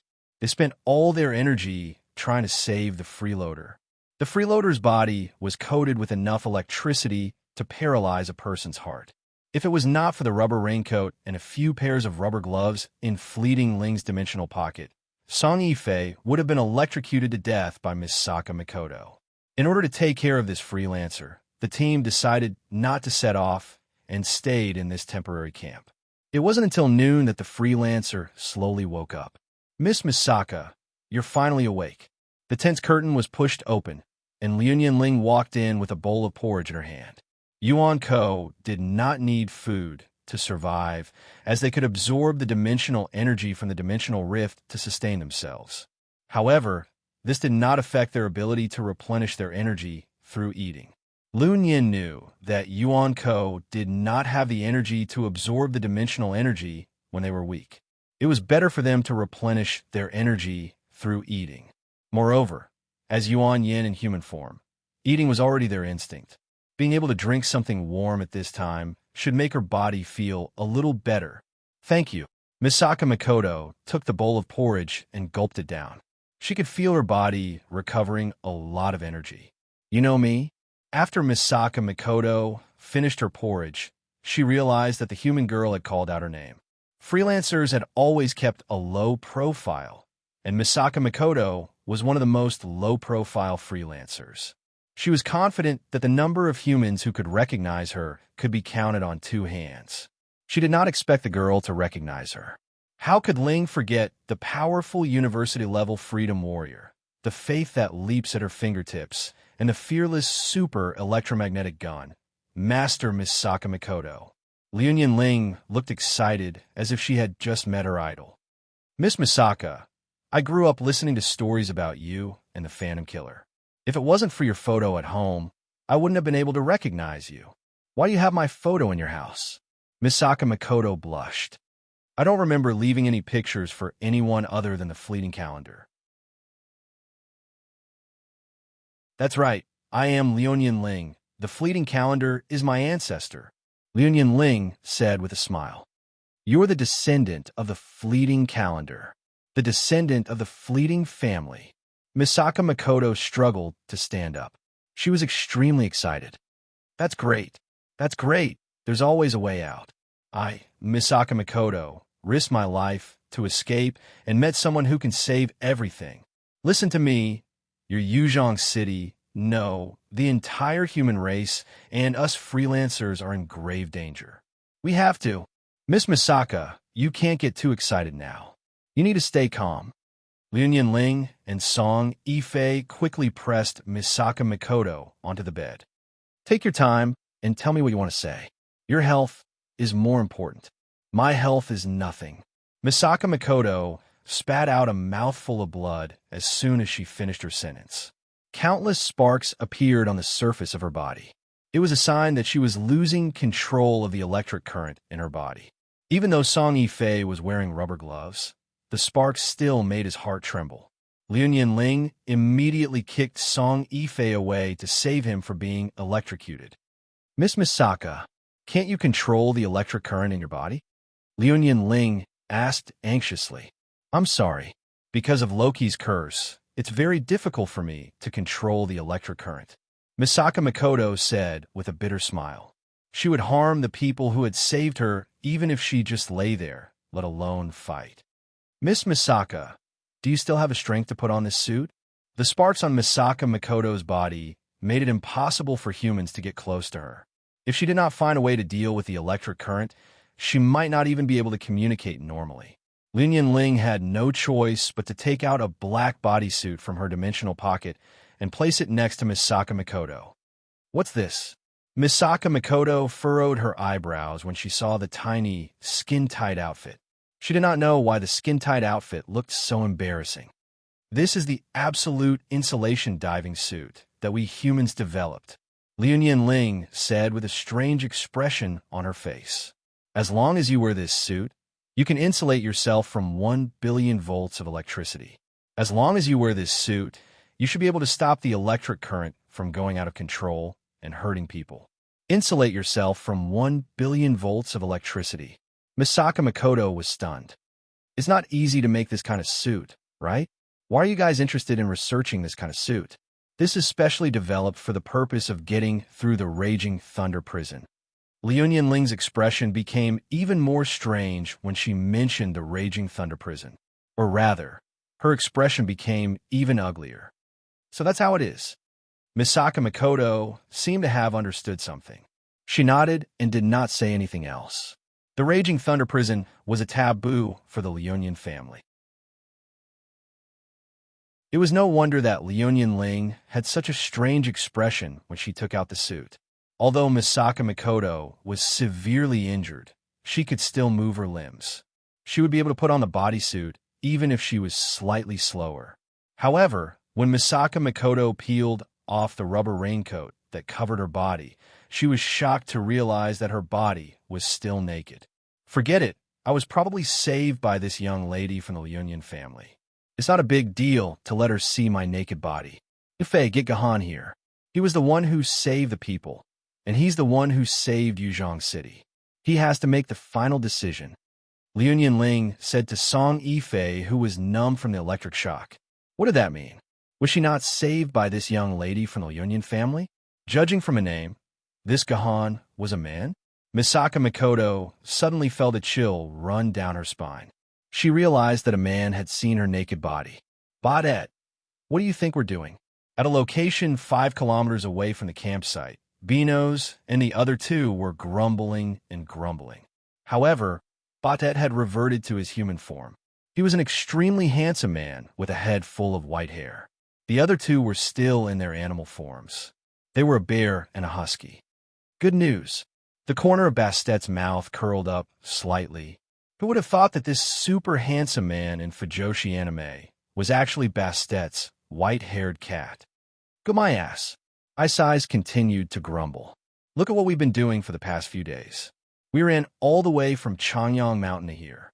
It's more than 1,000 kilometers, and we can't even catch our breath. We even had to stand guard for that Ned Gahan. We haven't even slept more than 5 hours for the past few days. How are we supposed to live like this? Isais, you've been sleeping in the trial formation for 700 years. Haven't you had enough sleep? Baudet patted Isai's head. These are all small matters. Don't take it to heart. It'll get better. I won't talk about it anymore. Let's talk about you, Baudet. Was the show you put on yesterday fun? Isai sneered. We're the 3 great deities. I can't believe we've fallen to the level of cooperating with a human to deceive a little girl. You were even beaten up by Etion. How can you not take it to heart? So what? Didn't I benefit from it? Baudet smiled devilishly. Thanks to the super electromagnetic gun, I've regained my full strength. It's been 700 years. I've finally seen my true self again. That's right. Great cat goddess, Baudet the god of wisdom. If you can maintain this form for a little longer. As soon as Isai's voice fell, Bastet's incomparably handsome human form twisted and turned back into a white cat. It turned out that the Yunjong crane who teased Misaka Mikoto last night was not the real Yunjong crane. Instead, it was Baudet in disguise. In order for Baudet to transform into Yunjong crane, Gahan had no choice but to completely remove the seal on Bastet's godhead, allowing him to return to his most powerful deity form. Only in this form would Baudet be able to change his appearance at will. However, Gahan was careful. The seal would not be permanent. It would only last for half a day. After half a day, the seal would once again seal Bastet's godhead. Baudet would then return to his cat form. Baudet, how long do you think we'll have to live like this? I don't want to live another day like this. Isais, this is a decision made by the 3 of us. There's no room for regrets. Baudet licked his meaty palms. Life is like a show. Even we deities have to rely on our acting skills to survive. Only by staying by his side will we have a chance to welcome the new life of this world. Just bear with it for a few more decades. Mr. Gahan, thank you. Misaka Mikoto bowed deeply at Gahan to express her gratitude to Gahan for saving her life. It would have been better if she was not wearing this insulating bodysuit. Misaka Mikoto looked like she was wearing a full body swimsuit. The bodysuit perfectly outlined the curves of her body.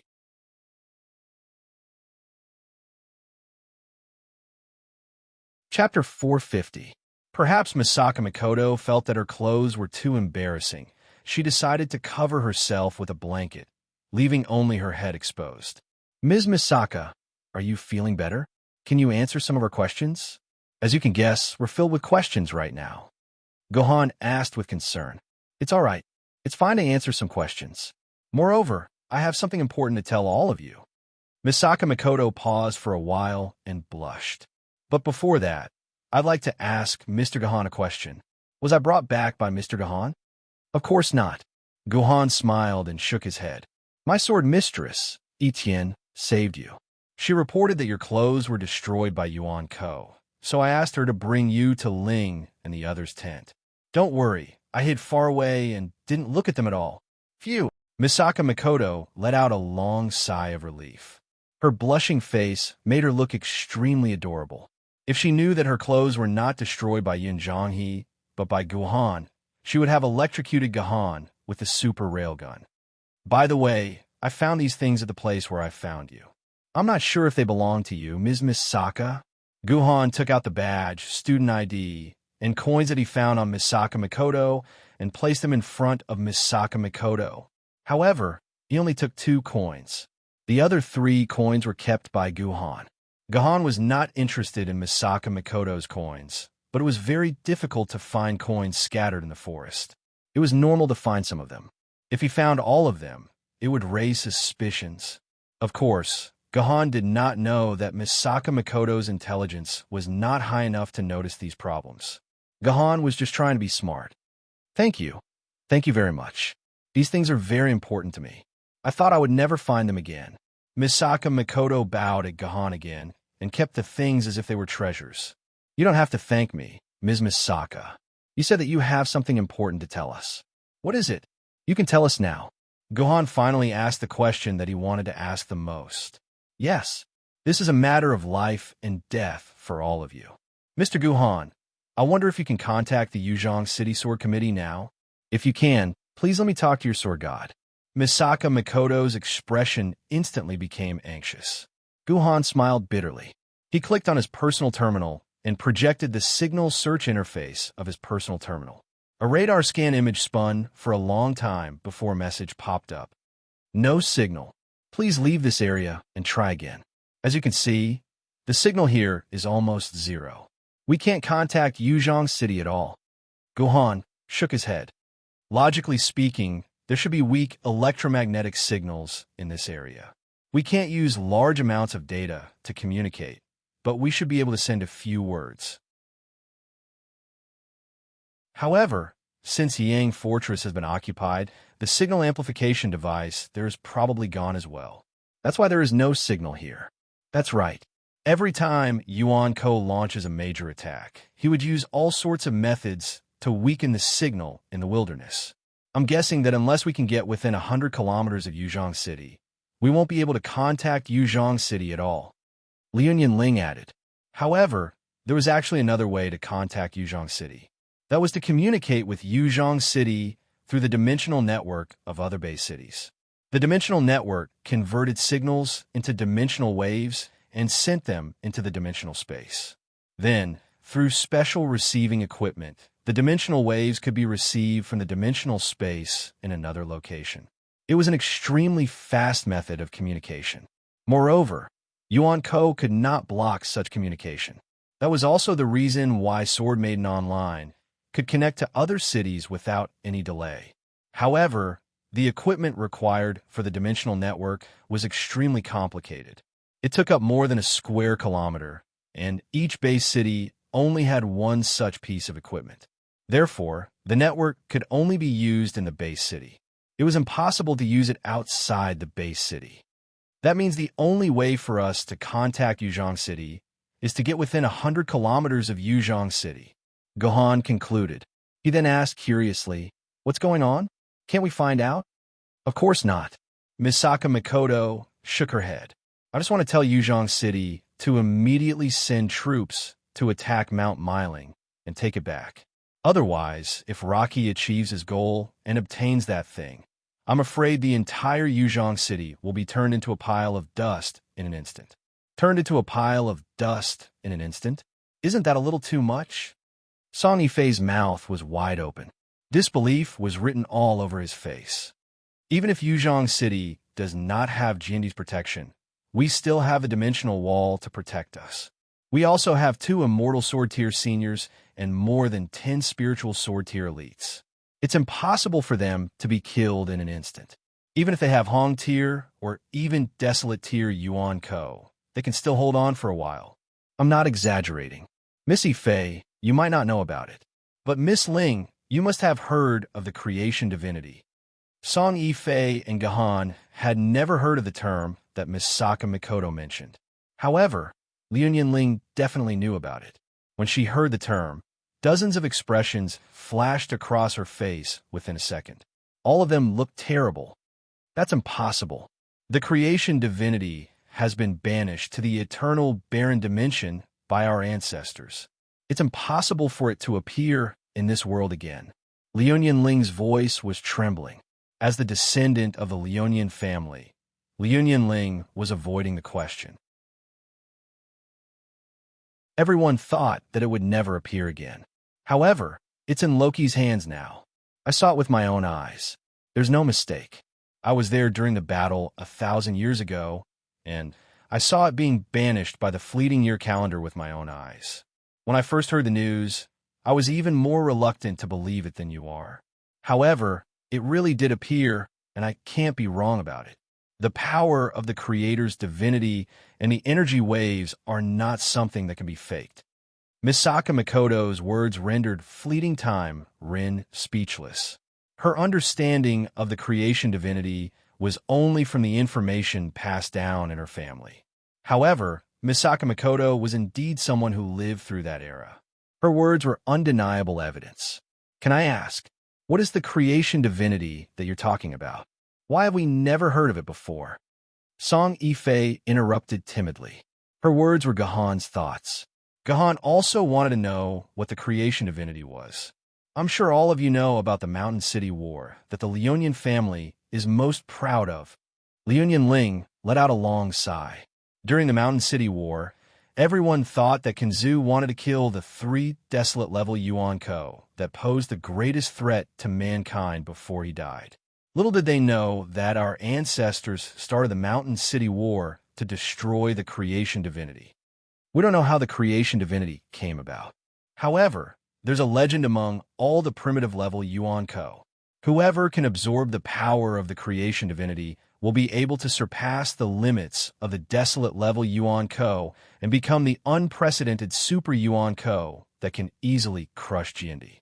Originally, the great ancestor was quite happy because the Yuan Shun, who were originally united, had split up into several factions for the sake of this creation divine spark and began to kill each other.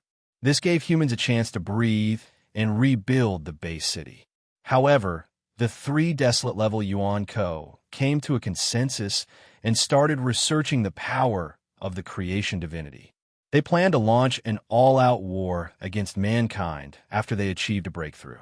When our ancestors found out about this, they realized that things were not going well. He led the human army and started attacking the 3 desolate level Yuan Ko bases. I won't go into the beginning of the battle. The history books are very comprehensive. There have been dozens of TV dramas and movies about the Mountain City War. The general process of the battle is similar to the history books. Mankind paid a terrible price. The lives of 5 deity sword wielders were used to clear the entire mountain city. They started the final attack on the 3 desolate level Yuan Ko's residence, Goose Ridge Park. Gahan, Yifei, do you remember what the history book said about this final battle? Liunian Ling asked. How can I not know? Back then, I watched the TV series Legend of the Heroes and Daughters of Mountain City several times. Let me think about it. Song Yifei touched his lips. I remember it said that Master Kinzu defeated Ling and suppressed 3 desolate level Yuan Ko single-handedly. In the end, the 3 desolate level Yuan Ko became desperate and self-destructed to take revenge on the humans who besieged Mountain City. The humans couldn't dodge in time. 2/3 of the sword wielders died there. Master Kinzu, who was at the center of the explosion, disappeared after the explosion. The 3 desolate level Yuan Ko were all extremely powerful. Although our ancestors could suppress them, they couldn't kill them. If they wanted to escape, even our ancestors couldn't stop them. If their lives weren't in danger, why would these desolate level Yuan Ko be willing to self-destruct? Fleeting Lin sneered. It said that they had studied the Creator's divinity to the extent that they could even control a portion of the Creator's divinity's power. They planned to use the power of the Creator's divinity to attack their ancestor. Unfortunately, these 3 pieces of trash thought themselves clever and accidentally detonated the creation divinity's power. This power was so powerful that the 3 desolate level Yuan Ko closest to the creation divinity were immediately turned into a pile of ashes. The ancestors wanted to use their own power to protect the sword wielders in Mountain City. Although they managed to protect 1/3 of the sword wielders, the ancestors' body was shattered and was about to die. The ancestors, who were afraid of the creation divinity's power, used the last of their power to banish the creation divinity into the desolate dimension. When their power was completely exhausted, the ancestors were sucked into the large dimensional rift that opened when they were banished. In the end, no one saw the ancestors again. No wonder people said that Kinzu didn't die, but went to another dimension. So this is the reason. After hearing such a secret story, Gohan couldn't help but sigh. History was indeed a little girl who could be dressed up by others. You're tuning in to the Warrior Lore YouTube channel. Don't forget to subscribe and join us on this journey to catch the most captivating stories.